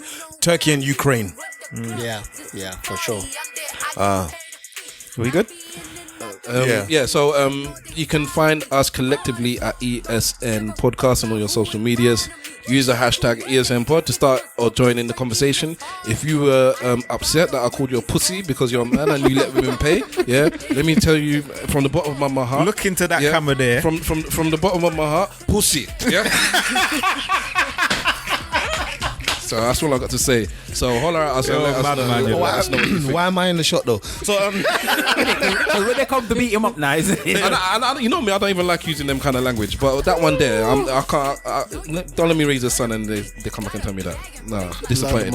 So you can find me or you can at me at Stavros Boss everywhere. Let me know. I'm now on Insta. I'm not following anyone now. I'm gonna do superstar status. So everyone should follow me. Follow me on Insta. I'm gonna start posting pictures at some point. I just need to figure out how to do this thing. All right, so thank you very much for tuning into episode the 276 of the Eloquently Saying Nothing. We are out. And remember, if you ain't saying nothing, say it well. Slag for life. You know what's so deep, yeah? I had something properly to plug and I forgot. Welcome to the ESN podcast. Is it time related?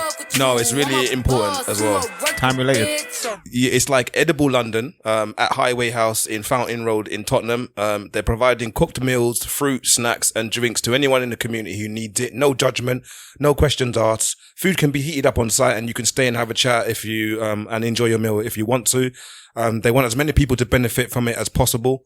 So please spread the word. That is Edible London, every Thursday from 12 p.m. in the afternoon till 4 p.m. in the afternoon.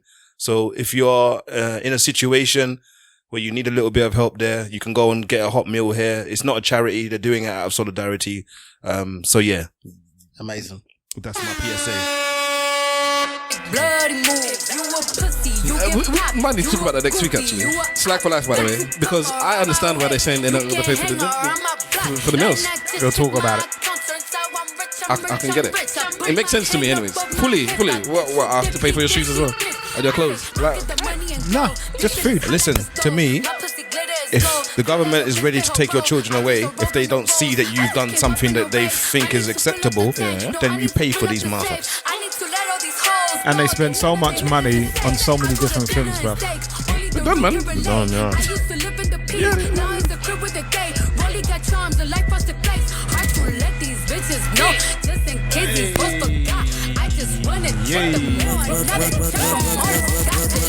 Brilliant, mate. You gotta take a photo.